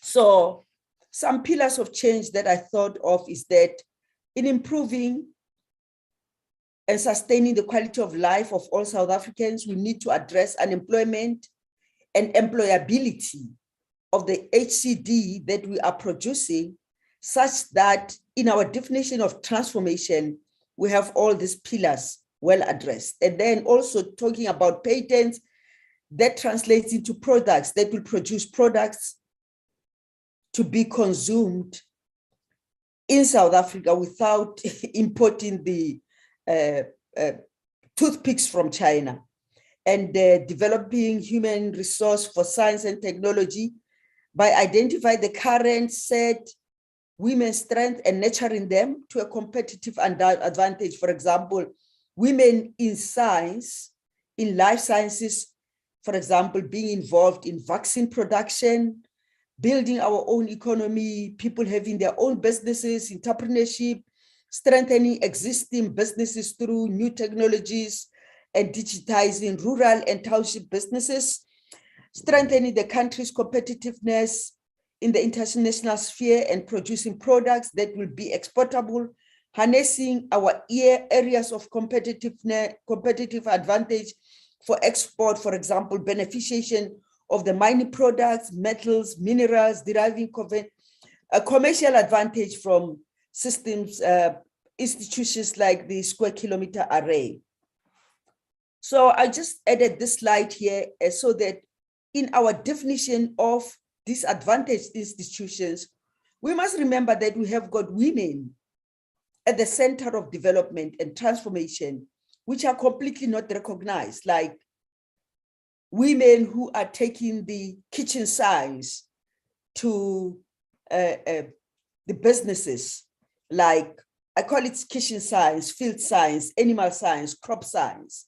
You know, companies like Unilever, Nestle, restaurants, supermarkets like Pick and Pay, taking the skills of these women that they have developed over years in their own kitchens, like and producing some products that we can buy. You go to Pick and Pay, you buy lunch of indigenous foods, and no one, I don't think these people are being paid properly. So we need to acknowledge women's contribution in science, innovation, and the economy. Examples of this chakalaka, which is already now packed in a way that you can just go into a store and just buy that, a product like maheu. They all come from an idea of a woman somewhere, but they are not yet recognized. So in our definition of transformation, we want to be able to add this important women, rural women, Kasi women, on what they are already doing, which are skills which can be included in the national system of innovation, and therefore reducing employment of women, unemployment of women by employing them in places like grocery store where they prepare such dishes, whilst they are not qualified chefs, but they are qualified in the skill that they are using. And therefore, women using skills acquired over years to create viable economy like catering businesses that are already being found there. So the other women issues is that there is a lot of unemployment of rural women and township women because someone is not recognizing the skills that they already have, which they are already giving free. The land issue, when we look at this big elephant in the room called land appropriation or disappropriation, women are not being mentioned in there, but they are already the ones who are traditionally responsible for crop production, whilst they are marginalized in development plans for agriculture. They are also custodians of traditional medicinal plants. Women should be encouraged and supported to grow and commercialize traditional medicinal plants and grains like ditlu, dinawa, all of this, the pare, which is like traditional cucumber. Furthermore, tourism and women traditional crafts should be revived to improve through new technologies like CAD, computer-aided design. Yeah, so I think in our definition of transformation, we just have to be so inclusive and make sure that we are able to come to this kind of slides where we have addressed the economic transformation, and then we have spoken about, let me just go to the slide. Yeah, we have spoken about what is that we are doing to contribute to climate change so that we are addressing the whole world as the South African National System of Innovation. Thank you very much, colleagues. Thank you so much, Prof. Diali, for your very insightful presentation and for your impeccable timing. Oh, thank you. I was just worried about time. No, very well done. So I'm going to now introduce our three discussants or respondents, and we're hoping they can give us some insights and responses to your presentation, Prof. Because I mean, maybe just to say by way of background, when we started this work, or this present committee started this work, it became evident that it was very important to make sure that we all have, to look at what's the understanding of transformation. And it became evident that in the literature and out there, transformation means different things to different people. So thank you for sharing that proposed definition that the committee has come up with. So without further ado, I'm actually going to try and keep the bios very short because we really want to hear from our esteemed respondents or discussants. So very briefly to introduce Dr. Nzola Kubeki Dlamini, who's an experienced professional in ICT and OT with specialization in strategy, enterprise architecture, data and analytics, operations, technology, infrastructure, IT service management, as well as information and cybersecurity. She's highly analytical, conceptual, and a strategic thinker with skills and competencies that transcend organizational dynamics and cultures. She currently holds a position of a Chief Information and Technology Officer at Transnet Freight Rail, the biggest division of Transnet. Our second respondent is Professor Heidi van Rooyen, who is also part of the committee. Prof. Heidi van Rooyen is the Group Executive of the Impact Center at the Human Science Research Council in South Africa. Prof. Heidi is a psychologist, a social scientist, and an accomplished and internationally recognized scholar. For more than 2 decades, her work has addressed HIV risks and vulnerabilities, as well as the broader context and inequalities that shape this risk.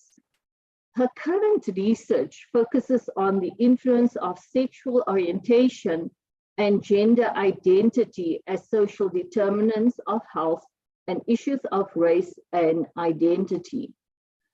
And our third respondent, Mr. Imran Patel, is a public policy and strategy manager with a focus on innovation, inclusive development, sustainability, social and economic development, and public management and governance, He's employed since 2006 at Department of Science and Technology, and is currently a Deputy Director General. He is a current member of the Board of Water Research Commission, Trade and Industrial Policy Strategies, and a past member of Mintec and SASCAL. At DST, he is responsible for strategically driving a portfolio of investments and policies in human capital development and knowledge production, science engagement, the basic sciences, and science missions. So our esteemed colleagues, I'm going to hand over to you not in any particular order. Can we maybe just get an indication who would like to go first? Or shall we just go in the order that I presented your bios? I'll be led by you.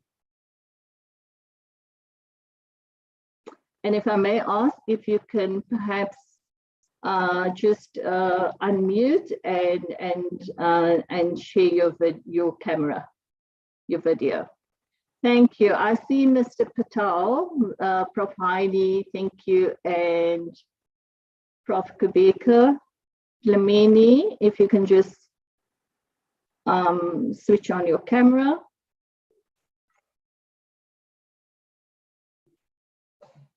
Okay, not to worry. Let's get started because as we know, we're already running out of time. Prof. Heidi or Mr. Imran, would you like to go first? Imran, won't you go first? I just had to hop in and out of 2 webinars. So it'll just help me kind of get my head back into this room. So Imran, please go first and then I'll follow you. Awesome. No problem. And good morning to everyone. And thanks, Prof. Diali, for the input, and also to the first panel and discussants on the earlier discussion on facing the facts. I want to focus on one of the issues as a discussant because I think this session is framed around enhancing a collective understanding of what transformation means, or from our perspective. And the word came up quite a lot in the earlier session, the need to be deliberate. So you can only be deliberate if you're clear about what is it that we want from transformation. So I want to just focus on the current thinking that I'm gathering from the presentation of this concept of looking at transformation in and of the national system of innovation. I think that's a very useful framework as a starting point. But in both instances, there's a need to think of them in a multi-level way as well. So my understanding of what we mean when we talk about transformation in the NSI. Currently, and again here, there are differences in the way that people, in the way that people talk about the NSI.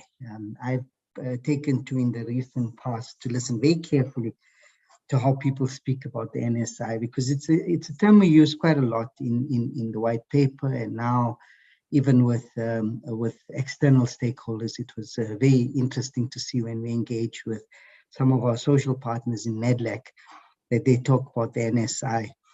But sometimes when people speak about the NSI, they're actually focusing on the public component of the National System of Innovation, which are your public research institutions, your universities, etc. My understanding more traditionally is that the NSI is all-encompassing. It includes anyone who's involved in some way or the other in the kind of innovation enterprise. And this is, again, thanks Prof. Diali for highlighting kind of rural communities and the daily innovations that are happening, whether it's in cooking practices or in land management, etc. So that's the NSI, holistically.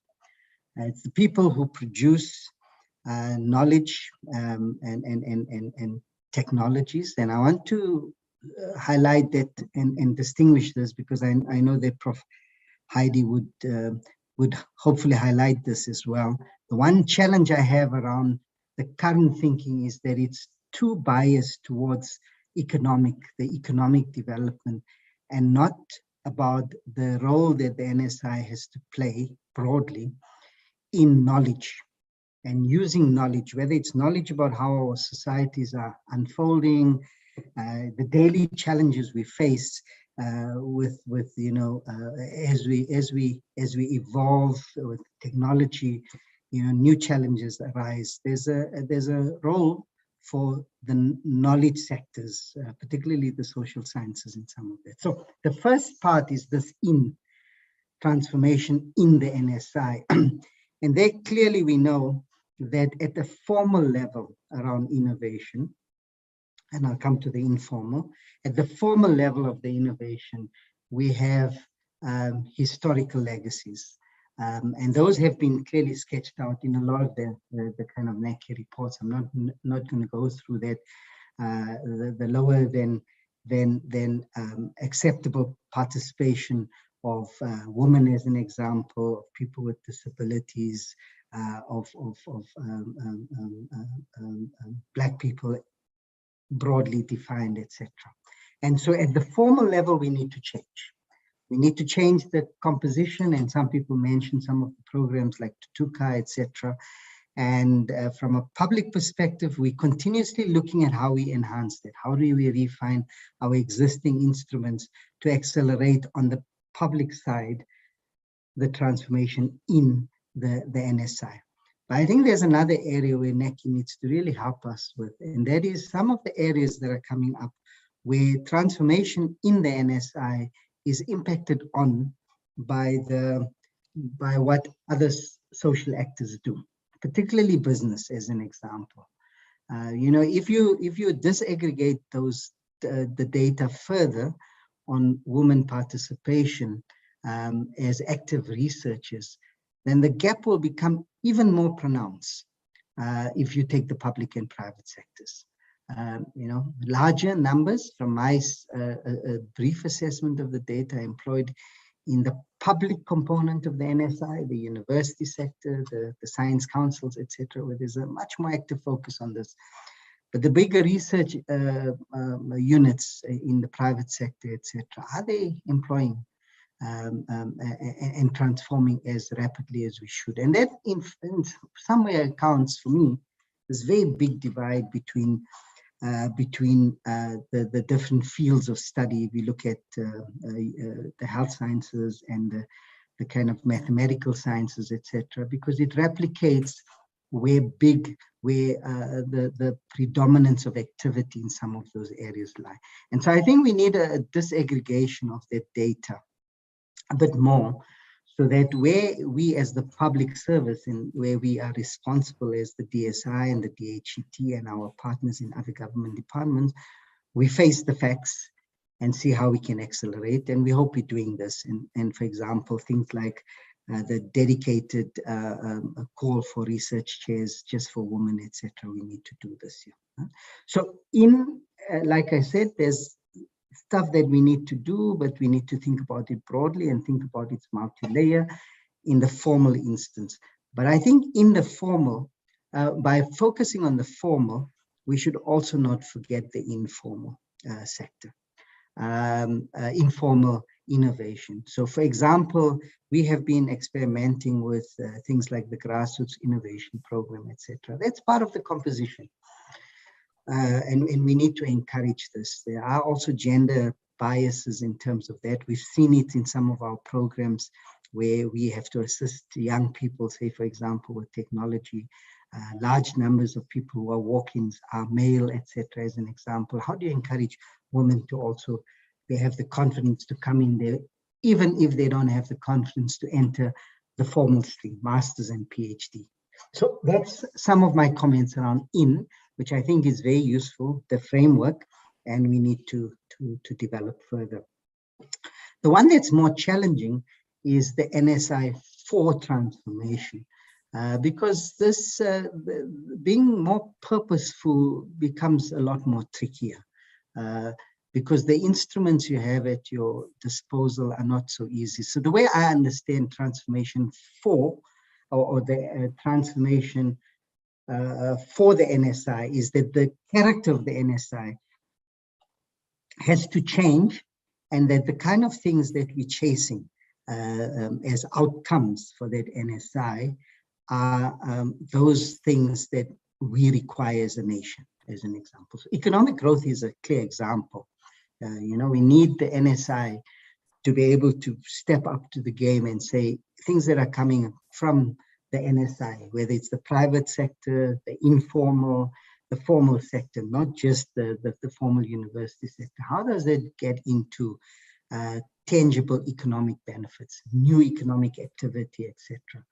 And this is where I think there are things that are happening, but it's very difficult to measure. And I give you a good example based on what Professor Dial mentioned in terms of rural communities.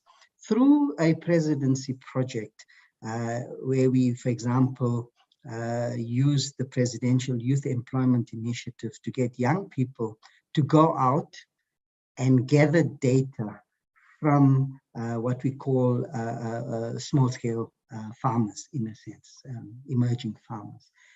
Prior to this, we had no credible database of small-scale farmers. We didn't know where they were located, how many small-scale farmers we had, what are their challenges. And so we used another instrument, which was an short-term employment initiative. And for me, this is the kind of innovation we need to really think about scaling up, in addition to the generic ones, which I think have been covered very well in the presentation around commercialization. But we then use that. So for 6 months, we gave young people an opportunity to be data collectors on a platform. And at the end of that, we're able to now have a geospatial map of all of the emerging farmers, etc. And this then allows other agents in the NSI, whether it's your commercial banks, your Agricultural Research Council, or anyone else, to then be able to target small-scale and emerging farmers. So this 4 is a difficult one, because sometimes you can't measure it at the collective level. You may have to, like I did, speak about it at the project level. But in some way, we need to surface that and use that as an opportunity to encourage government and its social partners to really think about new ways of doing things that are relevant to our context. So just to summarize, I like the in and for, but I think we need to, in both instances, deepen our understanding of that and think of it in a multi-level way. Thanks. Thank you for your insights, Mr. Patel. I think that was very, very useful, very valuable.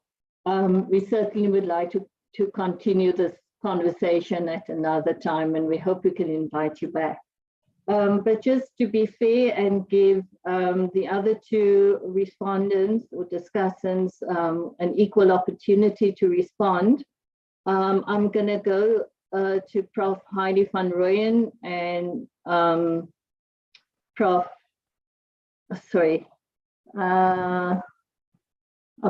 Dr. Kubeka Dlamini.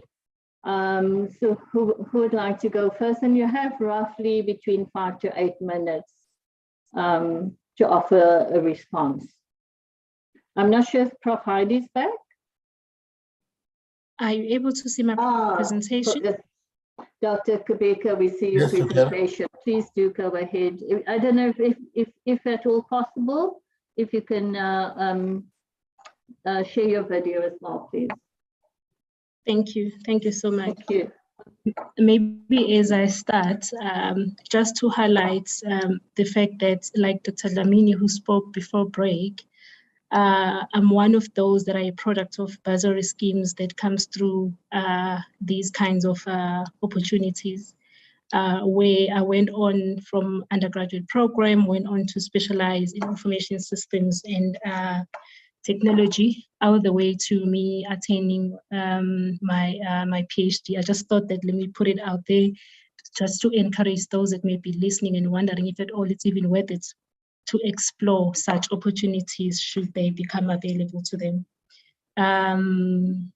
So what I would like to maybe contribute to the discussion, I've looked at some of the considerations for the transformation in the NSI to say, firstly, the largest part of our society continues to be impacted by the socio-economic challenges of this country. And obviously, we all know this is very exacerbated by the challenged economy and the landscape that we have. We're seeing a lot of unemployment in our communities. We're seeing how the unemployment is impacting on the societies, and in turn, what it is that our society is able to do. And the challenge is that we always speak of the missing middle and those that can afford. But at times, I do think that in these types of engagements and considerations, there's an opportunity for us to extend, to look at the rural communities a little bit more. I'm not saying that we're not, but to look at them a little bit more, looking at people from the township who, to a certain extent and degree, even if they have the ability to do well in the event they're able to exploit these opportunities, but there are issues of access. So to make these things visible, to be transparent about what it is that we're doing and how it is that we can access, they can access, just so that we are inclusive and promote their participation. The second point I would like to just highlight is going through the presentation is the ability for us to exploit the fourth industrial revolution from multiple perspectives, really. So, I mean, 4IR is offering great opportunities from digital technologies, solutions that can be exploited, considered to improve our society, making sure that we are more inclusive. Whereas in the past, even if you wanted to include people from our society, those that have limited access, we now have means and ways and tools. We just need to collaborate a little bit more in making sure that that is extended to facilitate inclusion and participation to those that may be coming from disadvantaged and poor backgrounds, and obviously with limited access. And exploitation of the same 4IR through academic institutions, your schools, research institutions, higher education, and also more importantly, the industry participation. I'm going to talk to this a little bit more from a visible and accessibility of them. The one part that I'm really passionate about, and I'm involved in a few initiatives where we are considering how to actually contribute positively, it's the issue of connectivity. It's the biggest problem because we can't be talking 4IR, we can't be talking innovation, experimentation, really without connectivity. And if we do, without considering our people from the rural areas and the townships, then we're not inclusive if we're doing it and approaching it in that manner. So we really need to find the means and ways of making sure that whatever infrastructure, network, backbones that we have, either from SOCs, from the government, even the industry at large, we collaborate and join hands together to make sure that we increase connectivity, we increase access. Our communities have free Wi-Fi so that they can begin to facilitate and contribute and participate meaningfully in all the opportunities that get presented, which are not viable at this point due to limited access affordability, and so on, as we all know that our economy is challenged. We're also looking at end user devices or desktop laptops and tablets for field type of work. All of those things needs to be a consideration, because talking connectivity without the means to actually do that, the tools to do that, and considering the cost factors is also a little bit of a challenge. And also just to share, to say, really, when you think of innovation, that's why I'm saying innovation simplified, because really innovation is about the process of translating ideas. We all have ideas. And inventions into new services, products, and improving whatever existing operations or our environments where we live in as a community. And putting a comment there to say we need to be thinking of innovation in the same light that we have now. Because I mean, if you look at an electric light and where it came from a continuous improvement process of candles. And it's about experimentation, it's about ideation, and it's about having access. And this slide is speaking to a few drivers that you need to think of when you're thinking innovation, and what it is that it would take for us to really get to experimentation and be creative and be innovative in our own spaces where we live in, and all the way to the industries that we are supporting. It's about imagination and all of those things, but also it's about embracing uncertainty.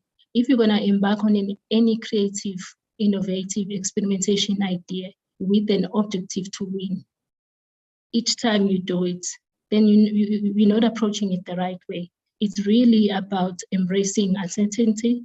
It's about quick wins, and also embracing the quick losses, taking the lessons from those losses, from those failures, and improving your products.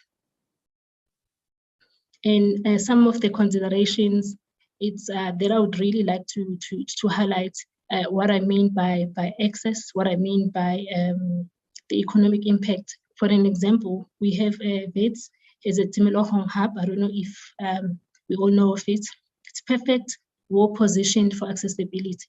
But if you look at the communities that can really realistically access it, some of them, the background is not even allowing. One, they don't have the laptops to take to Timilohong so that they can access whatever offering is there from an innovation point of view. Some are even struggling from a transportation point of view, because for them, if you are to say every week or 3 times, 2 times a week, go to Timilohong to access the services that are offered for free, it becomes a challenge because they can't even afford to put bread on the table.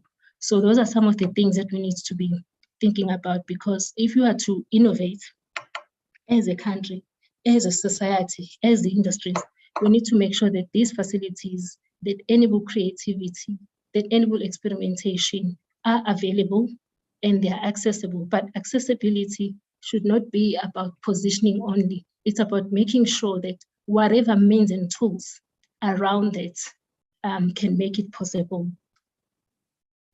I'm just mindful of the time.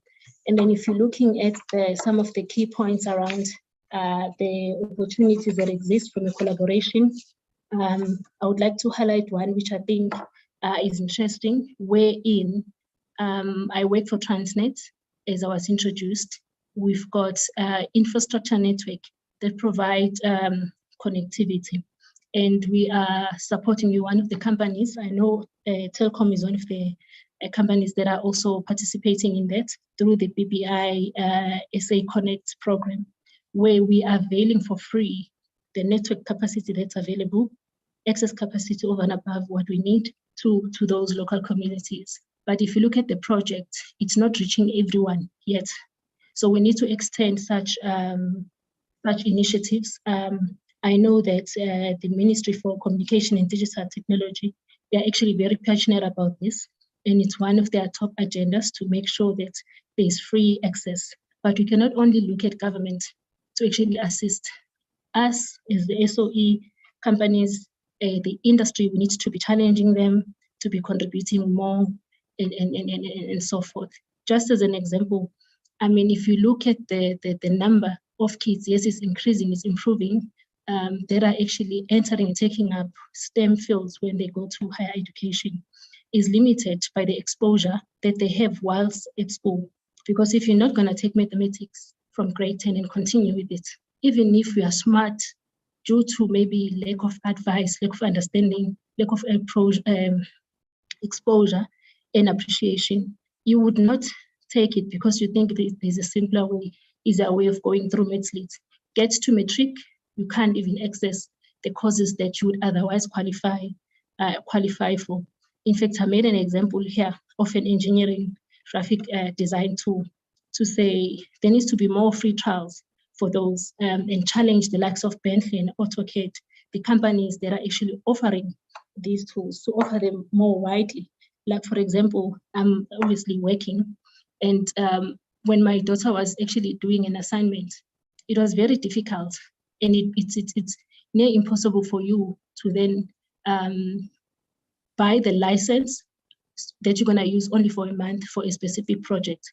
But things like this, if we really challenge the industry, they know that there are kids who are doing engineering graphic designs, for an example, amongst other things that are required, and make these things really, really available, and more access given to the teachers, to have public platforms where those that are more advantaged in private schools with maybe more advanced teaching methods, they can share through those platforms in terms of what it is that's available, in making access and exposure even better for the kids that are coming from public platforms.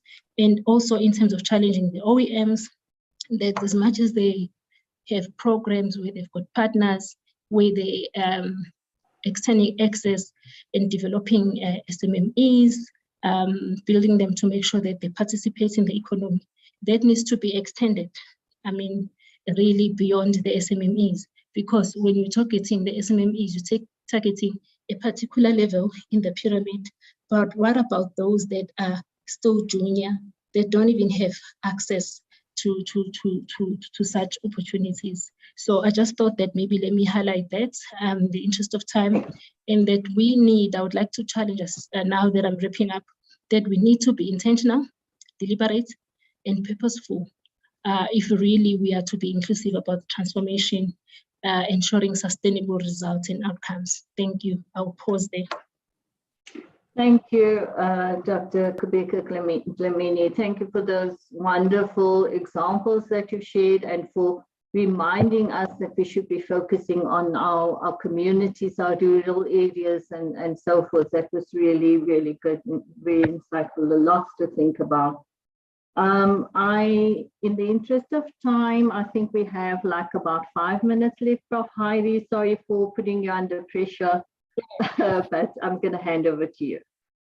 So I'll try and do that in 5 minutes. And I was just thinking about my background. I didn't put that background up, so I'm a bit worried about the big brother effects that are already starting to kind of emerge through the advancement in technology. But thanks very much for the background. It's a little better than the wall in my kitchen here. So I want to make 5 broad points, and I'm going to try and keep to those 5 minutes. The first was, in thinking about this definition of transformation in and for the National System of Innovation, I think the argument was made in the presentation that that definition should not be based on gender and race only, and was arguing for a much more broader, encompassing definition of transformation that is a lot more inclusive, and that much more inclusive definition of transformation is going to be the key to unlocking the NSI's full potential. And I agree with that in principle. But I think certainly from the first presentation that we heard this morning, we are not there yet in terms of some of those first and earliest kind of indicators of transformation in the system.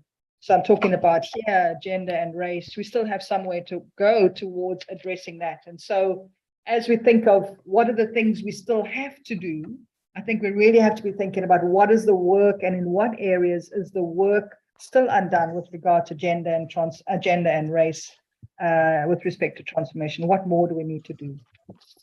I want to make 3 points in the middle, and then I'll close it with the final points. And the 3 points in the middle are around what I think we still need to do. And I think there are 3 things we have to be thinking about doing in the broader system.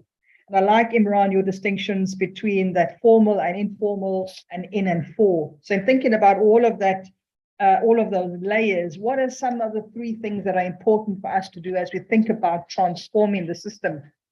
The first is fixing the numbers. So whether that is in research, as we saw earlier on, whether that's in innovation, in technology, whether that's in the informal or the formal or informal sector, in the broader system, we've got to fix the numbers. And when we say fixing the numbers, we're saying that representation matters. It matters that you have a young girl who's excited about technology and is given an opportunity and access is created for her to take that up and further a career in that. It matters that we have women who are managing to navigate that leaky cascade, and we are tipping that picture of white male professors that we continue to see in the former part of the city, of the system. Representation matters. We have to see across the system in all its sectors, women and men represented, because that's the picture of possibility and that's the picture of hope that we give to ourselves and to others. If we can find young girls who can dream and believe that I can still have a career in tech, in innovation, in ICT, in research, because I see that it's possible to get there. We have to fix the numbers. Representation matters in all of our lives across formal or informal spaces in the system. The second point I want to make is that we have to fix ourselves. We have to fix ourselves, and we have to be better about fixing ourselves. And again, it's informal. So we have to fix ourselves. We talk about transformation as though it was something outside of ourselves. And I use ourselves in the HSRC as an example. Transformation is something we do. We do inclusive and transformative science out there with other people, communities, population, in the university sector. But we have to start also with ourselves. We must fix ourselves. Because I think it's at that point of grappling with not just with transformation as an external construct and an issue, but as a real lived thing. How do we create institutions? How do we create informal systems at a grassroots level, at a community level? How do we create those institutions that are more inclusive of both men and women? How do we create and shift and create opportunities for much more structural change? And we know that the work around transformation is not just on the numbers. That's the first and necessary step. The reason why we see the leaky cascade, why that continues, the reason why we don't have enough young female entrepreneurs is because of that deeper substructure. And the deeper substructure are the values and the norms, are the kinds of policies and processes, the things that make it unsafe for women to exist in a workplace, for example, harassment, gender-based violence, the laws and policies, the biases, the stereotypes, the ways in which we expect women to be wonderful career people, but also to be mothers and carers and wives, and how that really makes it difficult and in fact almost impossible to do both of those things.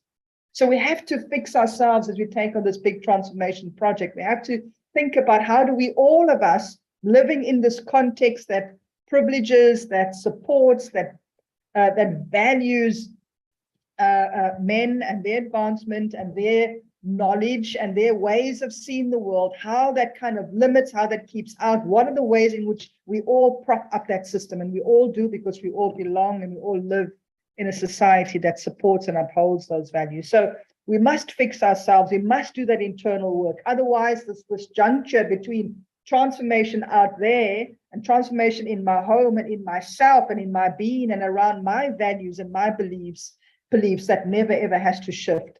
And I think for real transformation, we need both of those levels to be transformed. The third point I want to make is the importance about fixing the knowledge. You know, why does transformation still matter? Why do we want to have an exclusive research enterprise? Why do we want to have an inclusive national system of innovation, of technology that is inclusive, that speaks to all needs of society? Why does that matter?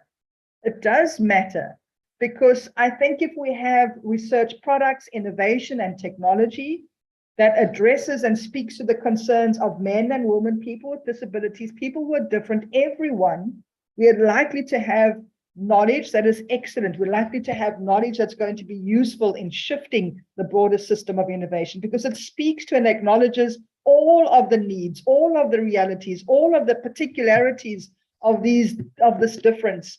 And the more we kind of have that knowledge and its production skewed in a particular kind of way, shaped by particular questions, whether that's people that are urban, not rural, whether that's men, not women, whatever those kinds of biases, the ways in which the dominant ways in which we frame knowledge, our questions, our research, what we do, the more we kind of keep it in that limited way, the more we are not going to get to this broader goal of a society that is inclusive, that is just, that is able to kind of speak to the needs of all of its people. So inclusivity, diversity matters, and we have to get better at doing that. I'll stop there, Najma. I see you coming off your screen. That was brilliant, Prof. Heidi. I particularly like those three, what more can we do in those three areas that you've mentioned, fixing the numbers, fixing ourselves, that was so profound, and fixing the knowledge. Thank you so much. I know we've run out of time. Can I ask maybe Dr. Bakanti, can we give Prof. Diali maybe 1 or 2 minutes just to respond to the responses, or to have the final word? Is that okay?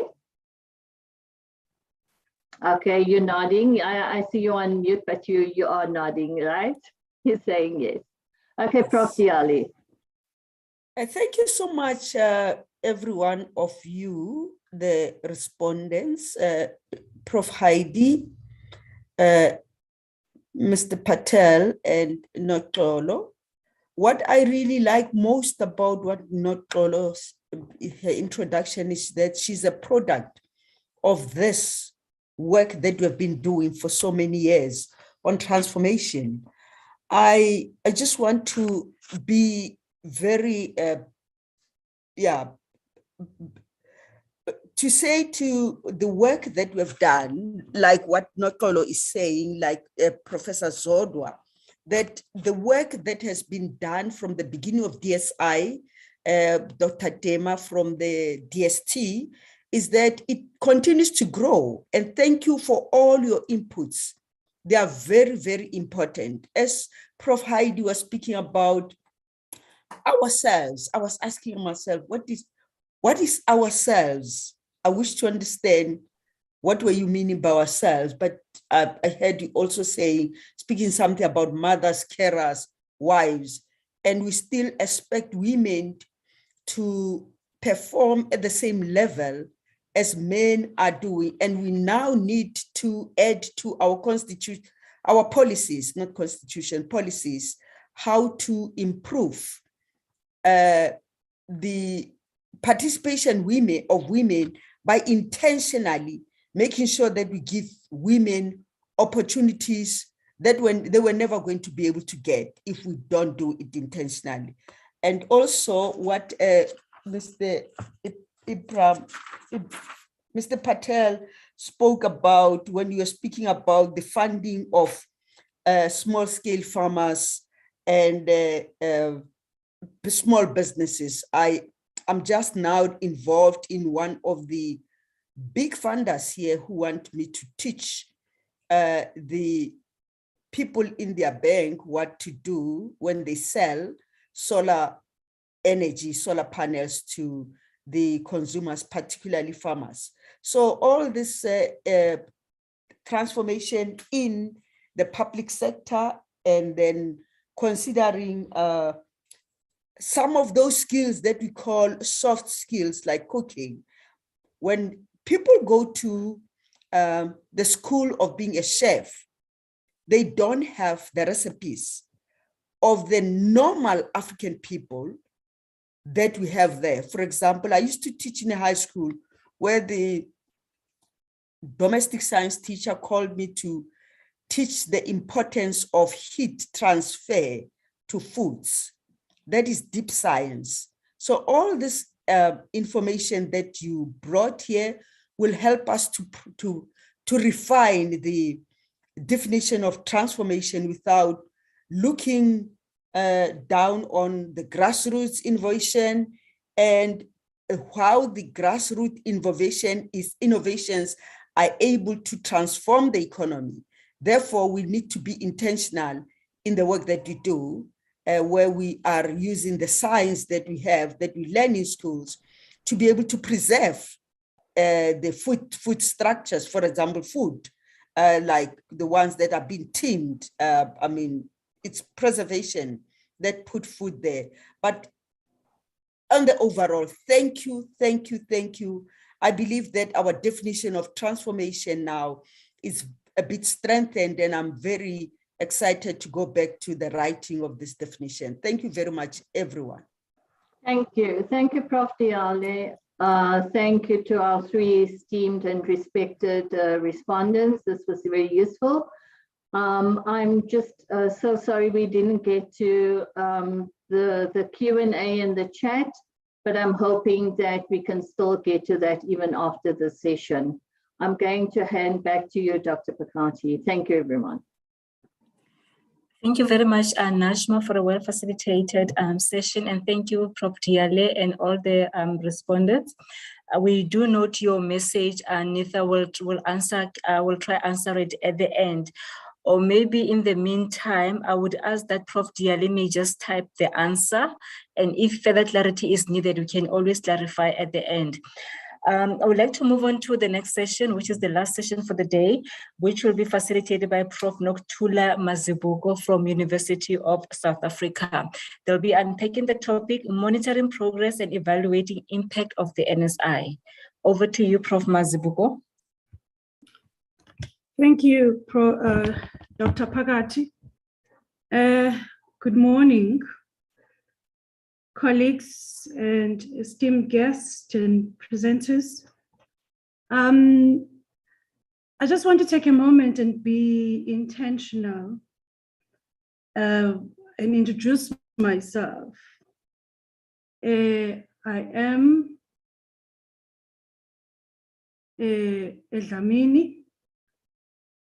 I am a Masibalkhulu, which is my maiden surname. And I must be intentional in that sense, because at the moment I'm seeing there is another surname that is being produced in my introduction.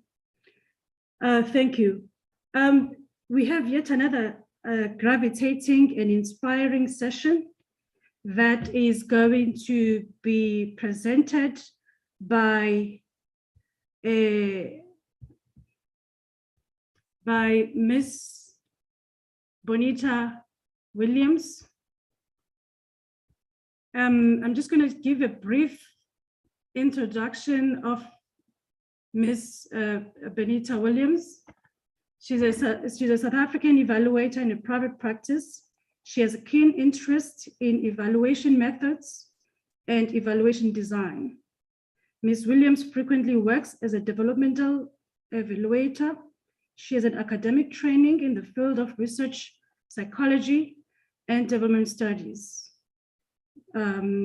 So currently, Ms. Williams designs and leads evaluation for corporate donors, government departments, and community-based NGOs. So this is her niche area, which is evaluation of education and intervention. Over to you, Ms. Bonita Williams. Thank you very much, Chair. Good morning to everybody. I'm just going to try to share my screen. There we go. And on presentation mode. It's a hard act to follow. I mean, we've had some really good input so far, and I've been fascinated just to sit and listen. So let me jump into it. So the subcommittee is tasked with developing indicators. Indicators typically relates to monitoring. Why we need to develop these indicators of transformation is because the intention is to provide reports on transformation in the NSI to advise the minister, but also to create visibility of the transformation issues in the NSI. And we've got some really interesting ideas about how we move through different phases of our work, but at the moment we're still busy with defining transformation and trying to figure out how we're going to structure the M&E framework.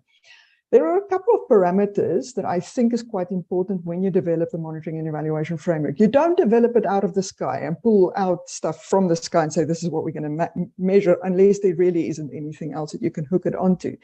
A quite important resource that's already available is the NACI M&E framework. There's a bunch of indicators around human capital development, economic transformation. It's not necessarily, well, economic development, but it's not necessarily focused on transformation. Some of it is, some of it is not, and it probably requires a bit of a disaggregation, but it's not just about disaggregation. We also really need to think a little bit about these indicators. So we need to supplement these STI indicators, and obviously past research, the wonderful work that Tando presented this morning about facing the facts. Obviously, it's not just about focusing on women. It's much broader, transformation issues. I think the issue of disability, the representation of persons with different challenges are not necessarily highlighted at the moment. And then I also think that we need to explore synergies with other work in the NSI. So NACI has a role, has a specific, I think, opportunity here. And I think it's this. It's about defining indicators that will allow us to monitor what? Where are we? So in terms, if you look at the diagram on the left-hand side, we often think change is a linear process, but it's not. And if you use the idea of tipping points, you know, where you've got things moving up, but then you've got a tipping point and it moves you into a different basin almost. If you think about change in that way, you would want to say, where are we now? Are we at point A? And in 2009, we were maybe at point A. In 2019, we are on point B. But what is a desired end state? And that process of change is transformation is a change process, but you have to have your end state in mind. And I think when we talk about transformation in South Africa, we often talk about representation and inclusivity. If we read the white paper carefully, however, it's more than that. It's about economic transformation. And I think Dr. Patel and some of the other speakers have made the point that it is not just the human capital issues, it's, are we producing the science that the country needs, that everybody in the country needs? So it's definitely more than just human capital issues and etc. So in any case, so I think the first opportunity is to monitor transformation. So where are we in relation to this end state? The second thing we can monitor is how does it change? So hopefully it moves from point A to point B, and we can look at it in relation to the desired end state. However, I think that's what we can do with monitoring indicators, right? Indicators allows us to monitor and check in. It doesn't tell us the whole story. I think we do need to understand what are the policies, the programs, the incentives, the initiatives, the instruments in the NSI that are aimed at achieving transformation. We've started mapping some of that. I think a deeper question would be asked, if you look at the monitoring data and say, oh my goodness, we don't have enough enrollments, or people are not in the senior positions in academia. If the monitoring data tells you that, our question should be, what's wrong with these? Are these incentives and programs and instruments, are they working? And are they complementary? We've got a whole range of interesting initiatives and instruments, but are they complementary? Do they articulate well? And are there any that are missing? I think these are the questions you start asking once you've got the monitoring data down. You need to think about these things in selecting your monitoring indicators. So it's a bit of a job to try to figure out what to measure and therefore what to manage. What I found interesting is this slide that Tando presented a little bit earlier. I think this is a fascinating story. So remember, all of the statistics was 2009 versus 2019. If you look at this is a fascinating picture. Look at what happened with the female representation of the under 25 years. In 10 years, those people have had 10 years worth of work experience. Where are they going to be?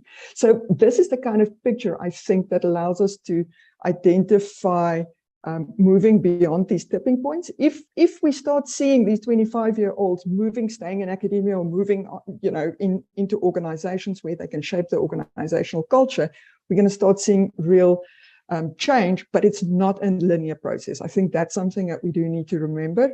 And it's difficult if you have just a set of indicators, static indicators to look at that. Okay, so some of you might be familiar with the NACI M&E framework. It's organized around inputs and enablers, investments, human capability, infrastructure, and equipment. It looks at outputs in terms of students, scientific publications and technology, and enterprises. It looks at flows and linkages, and then it looks at impacts, so scientific impacts, technological impacts, and economic and developmental impacts. So if we think about, we don't want to just create another set of indicators.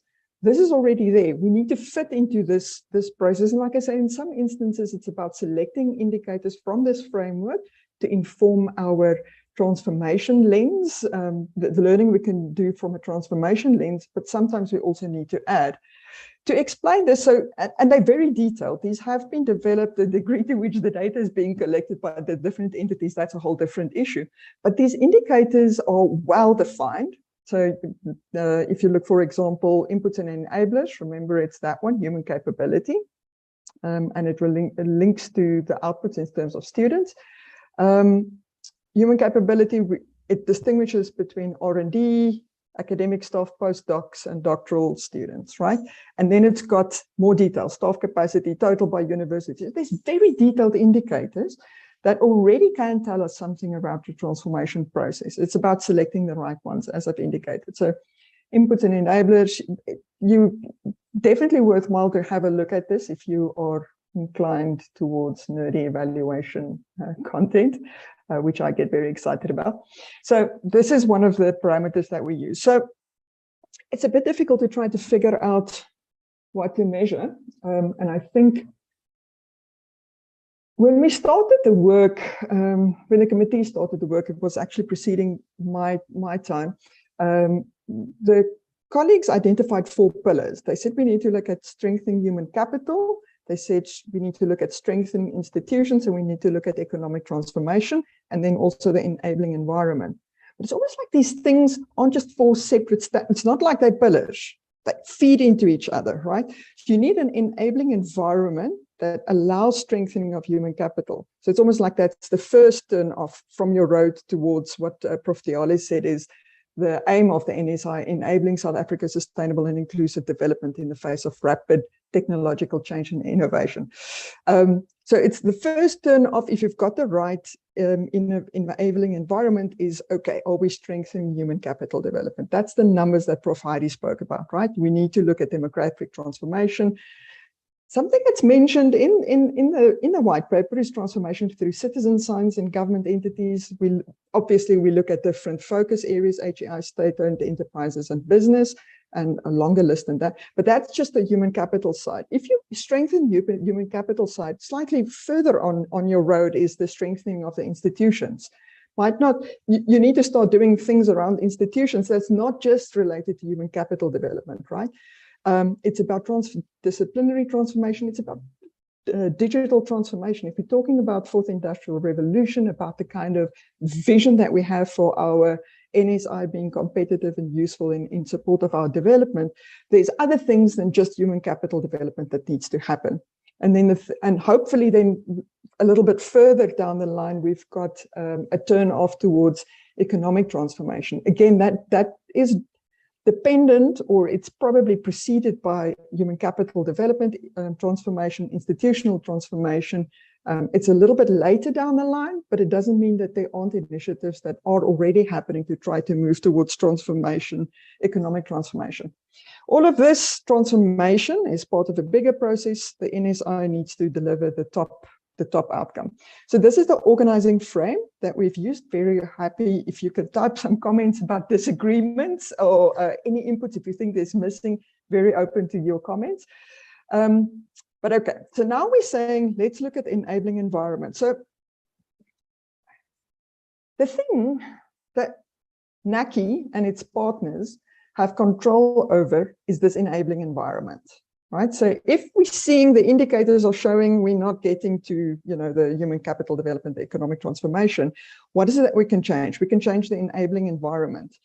NACI being an arm or an organ of the DSI probably has, a little bit more influence in the field of the entities that it controls in the field of government. The higher education institutes as well, the further education and training. Look, FETs are part of building the capacity base that feeds into the NSI, yet we tend to focus on the higher education institutions, etc. So we definitely need to look a little bit broader than that as well. And then, of course, if you want to start talking about business, what do we have? Which mechanisms do we have in the Department of Labor? Which mechanisms do we have in the Department of Trade and Industry and Cooperation? What are those instruments? And Tando actually helped us map out a whole range of policies and programs and instruments. And this is, you don't need to go through the detail, but this is the picture.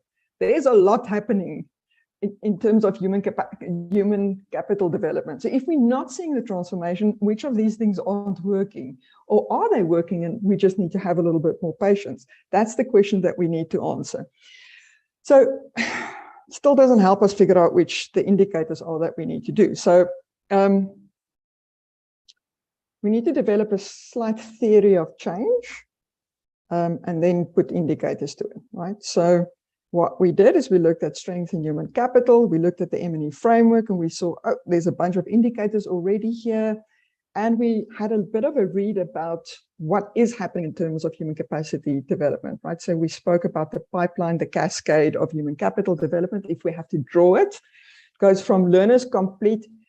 We will have representative, inclusive human capital in the NSI if learners complete school with maths and science, if learners are interested and aware of opportunities in science, engineering, and technology and the NSI, if they have access to finance, if they then, complete first degrees, first qualifications, advanced degrees, advanced qualifications, if those people then are supported in the transition to the world of work, they are employed then in the higher education institutes, which we monitor well, the science, engineering, and technology institutes, the private sector, and other DSI entities. These might be big buckets of institutions that we want to track. If they are employed and then retained, so that leaky pipeline, right? Stop that from leaking, and then also progressed, we will start seeing the transformation. So this is a theory of change, a very rough theory of change. And how it works is, if the white and blue blocks are the change pipeline, what we can then do is identify which entity collects the data. All right, so if it's not already in the NACI framework, we can look at the entity. So maths passes, science passes, that's in the field of the Department of Basic Education. And they've got an indicator, right? So we can map out the institutions and then qualitative, quantitative indicators. If we have to draw this picture, we have to remember that we have different performance in different parts of the NSI, right? So we know that there's a difference in life sciences versus the hard mathematics, for example. So we need to consider this pipeline also disaggregated a bit. If we have to go and draw this, if we have to, another way of presenting a theory of change is to provide a narrative description, and again, very open to comments around this. Maybe we excluded important bits of it. But it basically says, if learners complete math and science, if they are interested and aware, etc., then we'll get to the human capital development. But how does this now link to, this is the human capital side, right? So that orange bit over here, how does that link to institutions and to economic transformation? Well, it's not as simple, right? The NSI institutions might start becoming transformed in terms of human capital development if, this whole theory of change of the human capital development pipeline starts delivering, but it's not sufficient. To realize the full vision for transformation, we need more. Okay, so then what we need to do is draw out a similar theory of change for the other areas and identify indicators on top of that. And we've not progressed that far, but to tell you a little bit about the mapping that we've done, we've had a look at the enabling environment that talks about transforming institutions. There's a bunch of acts, policies, procedures, etc. The kind of indicators we probably should look at is, do they have transformation policies? Are they meeting their transformation targets? What kind of transformation programs, policies, incentives, and other initiatives do they have? What is being done around infrastructure and facilities? But more than that, are these organizations growing? right? If you've got a state-owned enterprise that collapses, then obviously it doesn't matter if you get a transformed workforce in there. You're not creating more opportunities for women, for Black persons, people with disabilities to participate. So identifying key institutions, tracking a very small set of indicators to try to get a sense of what's happening might be useful. And the kind of enabling environment that we've started mapping for economic transformation, you can see here the empowerment funds, industrial policy action plans, etc. Many of these are not just exclusive to the NSI, but they do feed into the NSI. And it would be important to map out how these link together. So that's the story, that's the frame, that's how we're organizing it. It would be very valuable to get your input on, do we have the right categories? Do you think we've got the right approach of trying to figure out what the theories of change are before we select the indicators? Because this is a hard piece of work. It's a very broad area that we need to cover. Let me stop there. Thank you, Benita Williams, Ms. Benita Williams.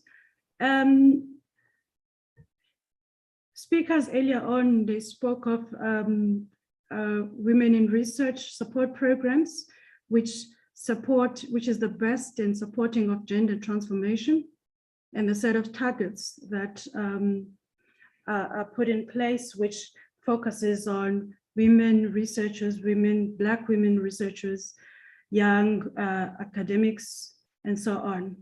And the whole idea is being intentional, being specific, which is intending for women and women in particular, as well as the previous speaker spoke of the mentoring program that supports the transformation agenda or a transformation program.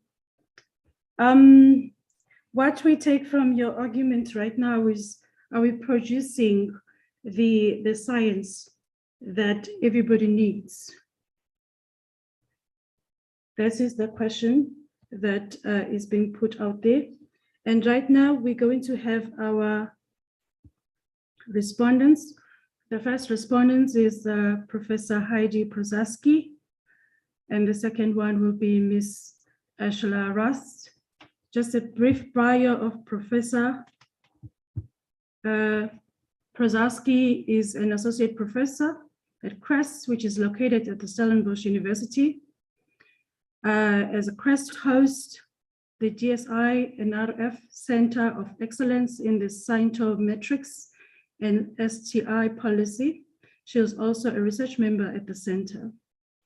Professor Prozaski is has a PhD in science and technology.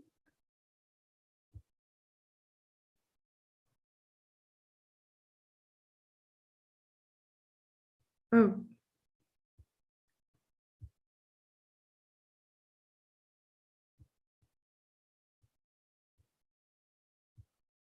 So there's an interruption on my screen. Okay, I think I'm sorted. As I was saying, colleagues, that Professor Prozaski holds a PhD in science and technology studies on the topic of gender differences in the publication, productions, or productivity of South African scientists. As a sociologist of science, she employs both quantitative as well as qualitative strategies to investigate her main research interest, which is women in science. And early career researchers. In the past 6 years, Prof. Prozaski has, the CV keeps running away from me, I don't know. Colleagues, I need to switch off my camera so that it will allow me to carry on reading the brief bio of Professor Prozaski.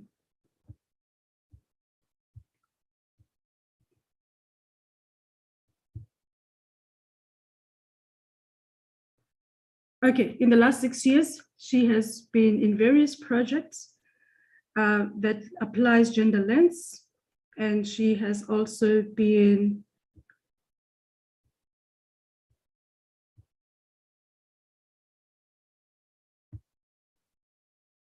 Shoot, I'm not quite sure what is happening. Okay, I think I'll just put the CV out there, the brief CV of Professor Prozaski, because I'm unable to read all of it for some reason. But let me put this over to you, Professor. You are our first respondent. Thank you, Professor Mazibuko, and no problem about the CV. People can find me online. As you mentioned, I'm at CREST, and CREST hosts SciStip. So we do quite a lot of science and technology and innovation studies. We are very interested, or I at least am also very interested in human capital issues. So unfortunately, I'm not going to respond too much on the other issues, and I'm going to keep it quite short because I'm also running out of time, and so are the rest of the panel members, I suppose. My first problem is, are we not maybe duplicating or what's already being done? Because most of the indicators that are there, I see repeated in the R&D surveys, the national R&D surveys, which are informed by the Frascati manual so that we can have international benchmarking. So we know these are done annually by the HSRC, by CESTI. So I'm just worried about duplication of a collection of data. And then the NACI indicators reports come out every year as well. The blind department, each ministry brings out annual reports with indicators as well. So I think we've got many indicators. We tend to collect very basic data because we don't have sources of data that give us rich information. So I think that is a problem. And I would have loved to hear, how are you thinking of getting information? For instance, the publication output information can only come from CREST and SciStip. The citations can only come from CREST and SciStip here. So you're going to have to liaise with other agencies. And that's the second point. So first of all, don't duplicate what's already been done. And second of all, liaise with people who will be able to give you better data and communicate to them what your needs are. So one critique of Thandokazi Teti's team is that they only asked us for the publication productivity data. We could have given them much more for their facing the facts. And I could have given them international data, which brings me to the third point. And that is, when we look at international benchmarks, where do you find these? And I find that there's very little reference today in general, but yes, overall, when I sit in meetings like these that are about policy, there's very little discussion or reference to academic research that is being done by people that are specialists in certain fields. And I think it's time that, we discuss the research that has been done. I tend to publish reviews of that research so that people are up to date on what is in the academic literature without having to read all of it, because I know you are very busy with policy-related matters. But one needs to integrate the academic work and the academic research with these indicator-based kind of research endeavors and the policy development. You cannot leave out the academics, and you mustn't leave out the theory and the good methodology, because we read the international work, we keep up to date with what's going on. So it's very important that we need to keep on talking to each other, please. One specific point on postdocs, I'm very interested in postdocs. I've been studying them for 2 years now. Just getting around the literature from overseas was already a major job, because there's a lot of research on postdocs overseas, very little here in South Africa, very little in Africa in general. So I'm very happy to see that you've at least got a headcount by field there. We don't have that from the R&D survey. So yes, some of the indicators that you brought in, Benita, do fill gaps. And I'm very happy about that. The universities are collecting data on postdocs. Why the R&D survey does not record those data, and I think they actually collect, HSRC collects from the university's data on postdocs, but it never gets crunched and published in the reports. So something's going on there. there is international benchmarking possible. I see you didn't have a tick there, but please connect with me and I can find some interesting benchmarking figures for you there. Yes, where does one find the data on readership, on altmetrics, citations in clinical guidelines? These are wonderful, but I just wonder, where are these going to come from? Who is going to collect them? And the last point is our tendency to ignore other sectors and to focus mostly on the higher education sector.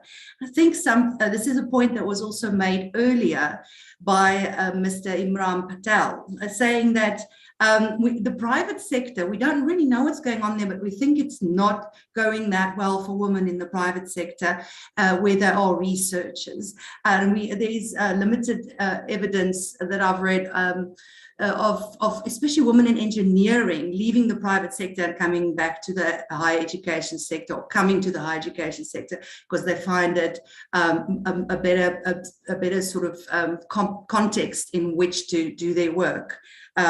So I think sector is incredibly important, and I want to know more about the science councils. I would love to know more about the national research facilities and what's going on there in terms of transformation. We know very little about that. We know almost nothing about the private sector. So yes, I think we oversaturated, we're saturated in terms of the HE sector. We really have data on almost everything except the postdocs, but we've got a huge gap in the other sectors. All right, so that was a very quick rundown of the issues and suggestions for the future. And thank you so much for the time and giving me the opportunity.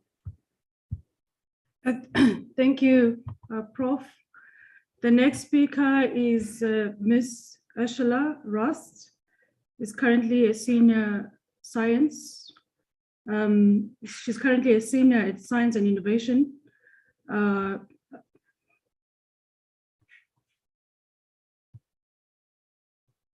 Okay, now it's coming back to me. All right, let me start all over. Ms. Ursula Rost is currently the Senior Science and Innovation Policy Analyst of the Department of Science and Innovation in South Africa, where she coordinates the development of the 2019 White Paper on Science, Technology and Innovation. Part of her portfolio is dedicating to managing the department's gender portfolio.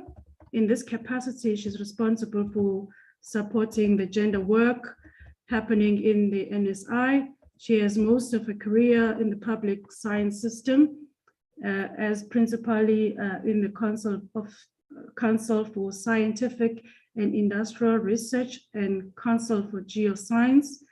During roughly her 10 years in government, she has served on several high-level government gender-related committee task teams.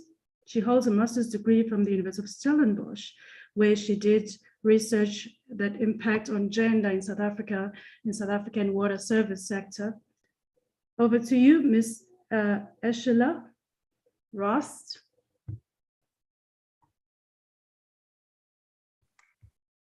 Thank you, Prof. And I'm at my study. I'm in my study at home, so please excuse the homey background. Thank you very much for the opportunity to make a few remarks. And I also don't want to take up too much time, but what I do want to maybe just in connection with the indicators that we saw presented by Benita, I just wanted to flag quickly the issue of spatial transformation and the way it impacts on women, their lived reality, and also the issue of climate change. I'm going to come back to that just now. Then just going back to a level of detail in the, I think it was enabling environment around economic transformation.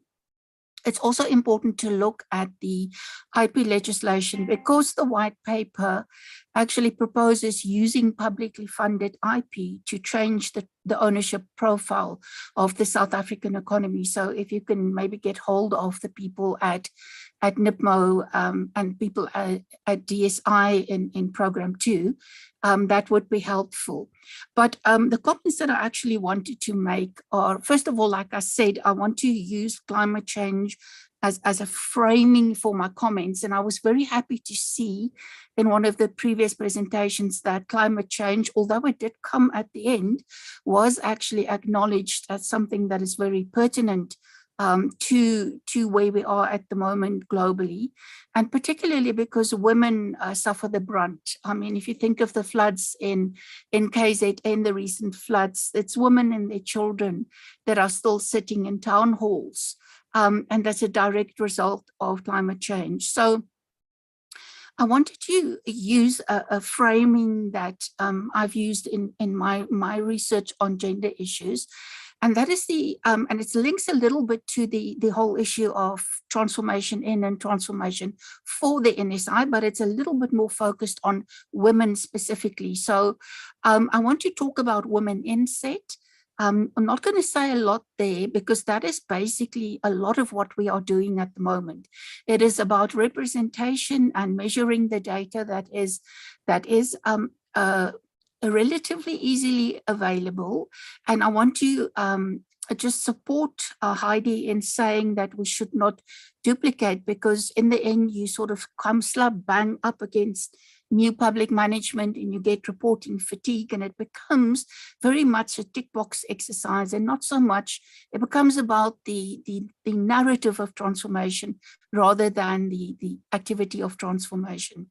So I heard that Tando said that we need to collect different types of data, and I do agree with that. However, I also want to say that we need to interrogate the data that we have a little bit better, because we build our narratives around very crudely aggregated sets of information and data, and it's rather in the granular that we can find the insights. So for instance, just to use a simple example, if you take climate change, women in climate SET, how many women are publishing in that field, how many women have qualifications in that field, but then you can take it much deeper. For instance, as Heidi showed earlier about in terms of their representation, I would also, for instance, want to know how many women are third, second, and maybe fourth authors instead of first authors, because that speaks to a lot of issues concerning women. Yeah, and then the other issue I want to say also is that we need to find a way of measuring the impact of all of these frameworks and policies, sort of measuring a meta level. And the government is now, they've got this, it's a mouthful. It is gender responsive budgeting, gender responsive planning, budgeting, monitoring, evaluation, and auditing. And all public organizations need to report in terms of this, but it does not get to the meat of the issues that we're talking about here. For instance, this issue of women in SET. Then I quickly want to talk about women for SET. And here I want to sort of fall back on standpoint theory and the importance of harnessing women's unique and specific and very specific lived realities and the way they look at things to, for instance, help us drive the research agenda. For instance, and this is the third item, it's SET for women. How do we use SET to address the specific needs of women? And what does that mean for our research agenda? I mean, we know clearly, all of us now, about the medical differences and how we need to make sure that we take those differences between men and women into account when we do medical research, but it goes much deeper than that, or not so much deeper, it's much more general than that. If you look, for instance, at just tools that are being designed, technological innovations and solutions that might not take the strength required to operate them into consideration. And then I want to close by coming back to this issue that people think is very theoretical, this issue of standpoint theory and women for SET and women's particular and unique experiences. And it is when you are able to harness that you are able to make sure that SET actually addresses the needs of women. And I want to close by saying that we have, and all of us that serve in government, management at higher education institutions, managing projects, civil society, we have the opportunity to make sure, to be intentional, to make sure that we have in all of the structures involved in projects from low level at community level up to high level in government coordinating structures that we have. And we have to be very intentional and not apologetic about this, that we have the right representation on all of those little teams, because it is then when you're going to be making sure that you get women working for SET, and so SET will work for women. So my plea in the end is, let us not just focus on the areas where we do have data, and if we focus on collecting additional data, let's look at these other categories: women for SET and SET for women. Thank you very much.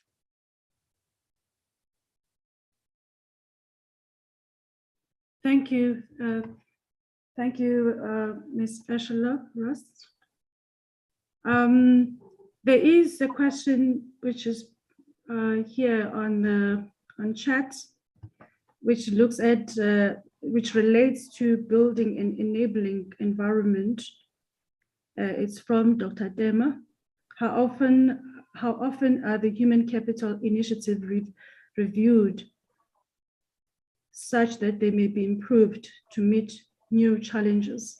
I think this question is posed to Ms. Benita Williams, or to everyone, to all the speakers. I think that question I'd be happy to hand over to some of the colleagues. Prof, but if I may respond to some of the questions posed by the discussants.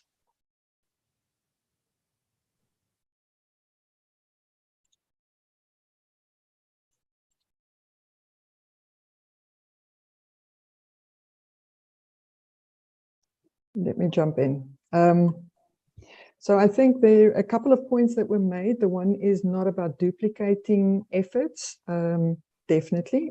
I'd also maybe let the colleagues from the NACI Secretariat talk a bit about this. But the idea with developing the framework is not to duplicate, not to create new data collection mechanisms or burden to the system. It's actually to draw together some of the existing data against a set of selected indicators. So definitely idea is not about duplicating. I love the ideas, and I think the committee can take the suggestions that both respondents made about where missing data, where we've got missing data, we can definitely pursue that. Dr. Tema on our group has been speaking about the importance of benchmarking as well against fresh cutting and other indicators. So that's definitely on the radar. We're not there yet. And then I think about the comment around making sure that we engage with the academic research around this. I think the committee is made up of academics from, well, individuals from a wide range of backgrounds. And I think it would be great to, we're continuously strengthening the capacity on the team to make sure that we've got the different angles covered, but I'm sure I think it's an opportunity to make sure that we've got the right research referenced as well. I think those are just broad comments. I'm going to hand back to you, Chair.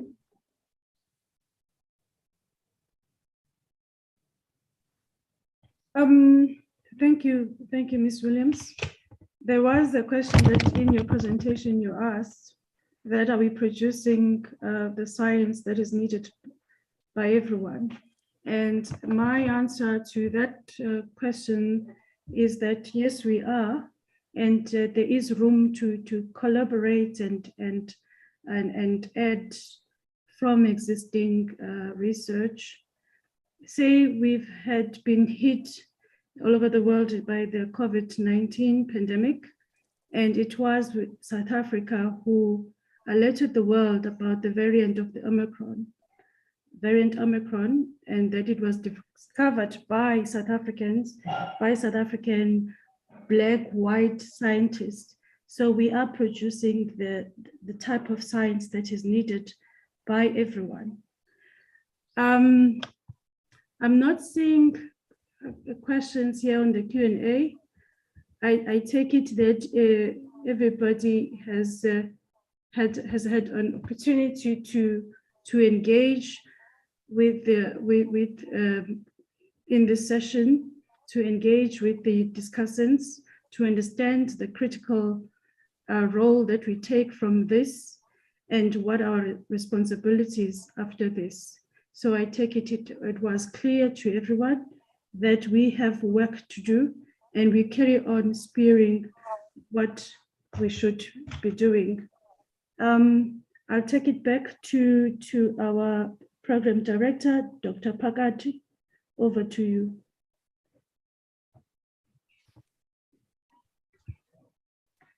Thank you very much, Prof. Nokuthula.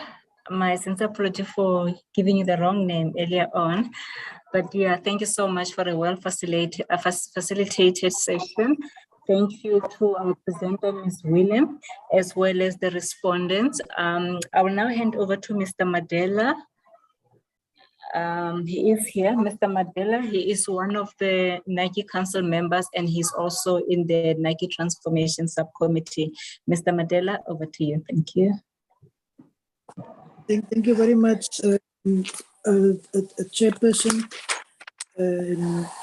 Program Director. I must confess it was a very, very educative, insightful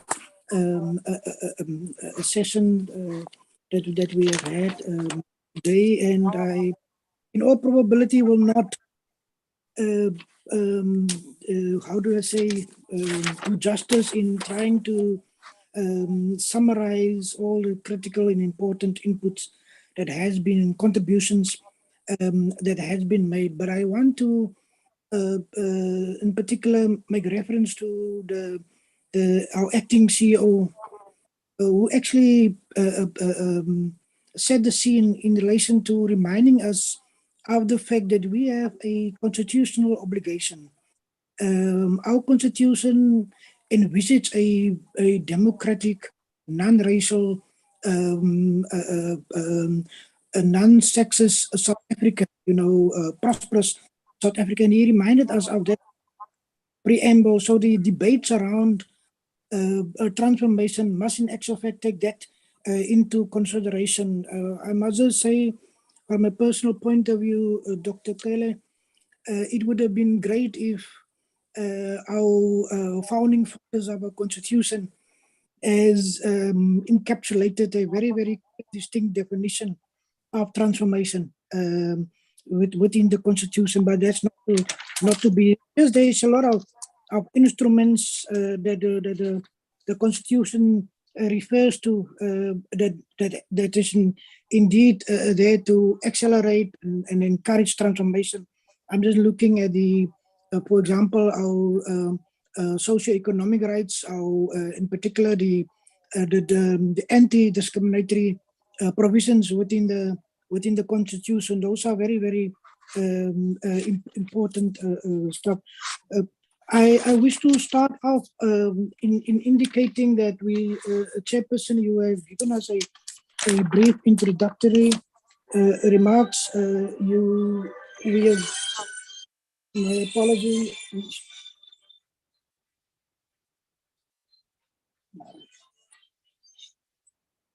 My sincerest apology for this. My phone haven't rang the whole day. I don't know why it's ringing now, Chair.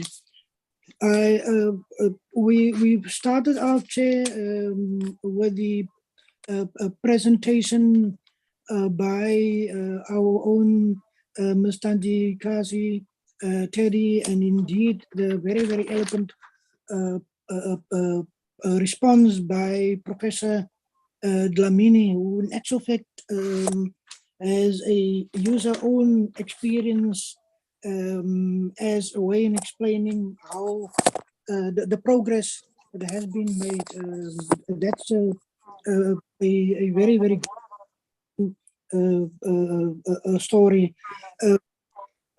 Person, let me also go to the inputs in particular, which I find very interesting because it does have relevance to some of the other work that I'm doing by Mr. Patel, a chairperson, and in particular, he's made reference to a research project that they were busy with. In terms of developing data, sufficient data around small scale farmers. Chain. One looks at dissecting, disaggregating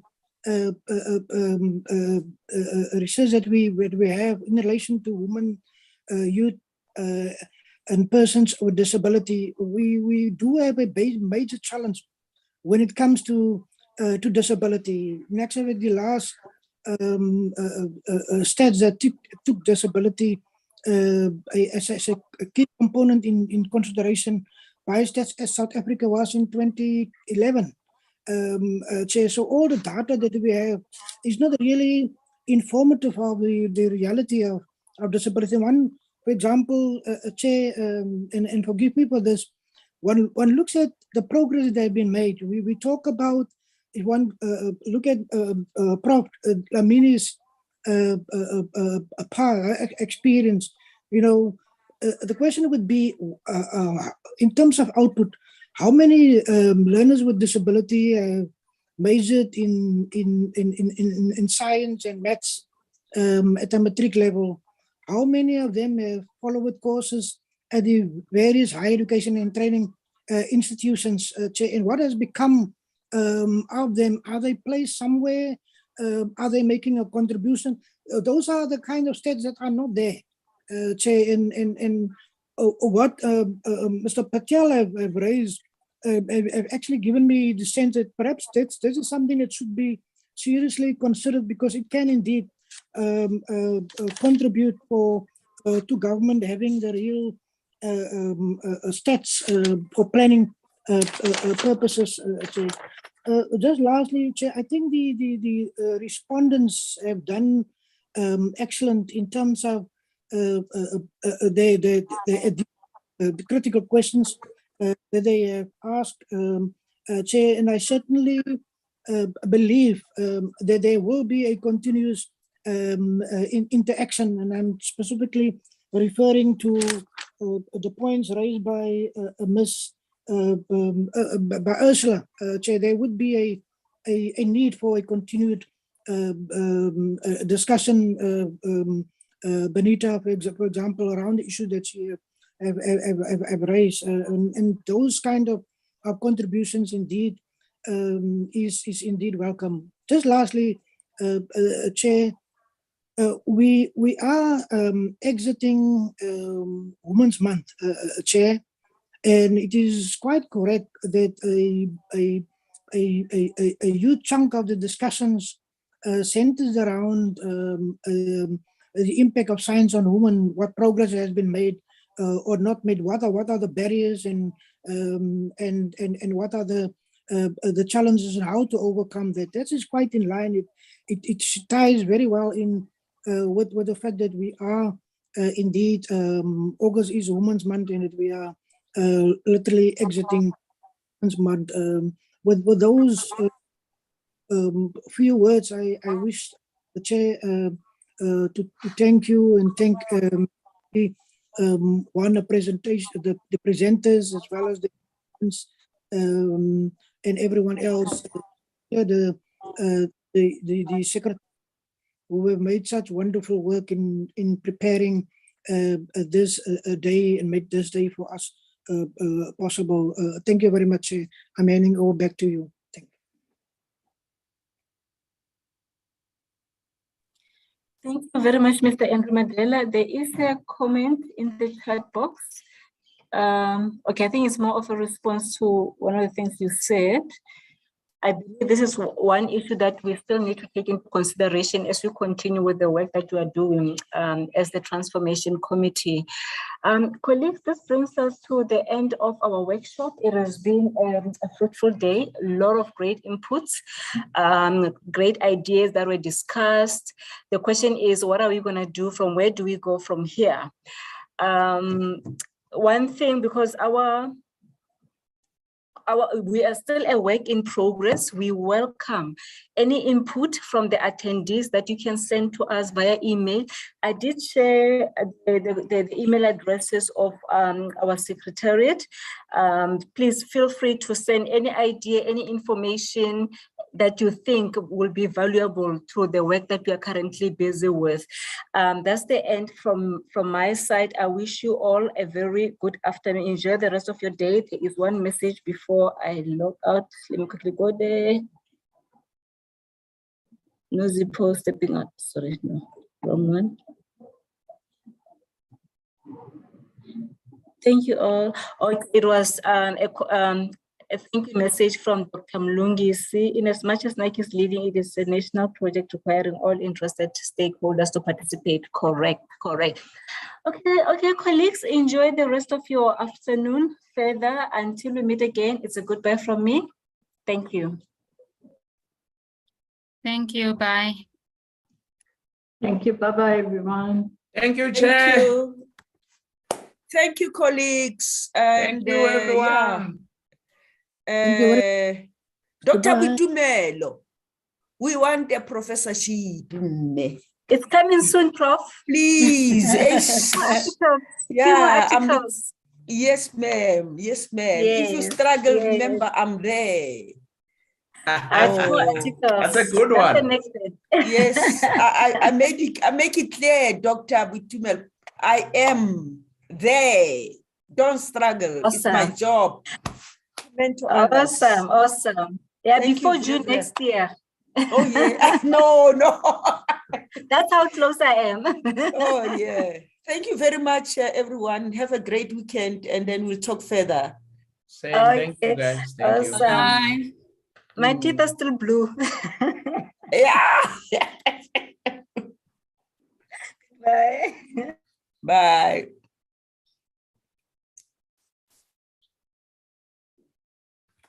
Okay, Isaiah? Yes. Okay, we can leave, Mos. You will do everything and then forward to us, ne?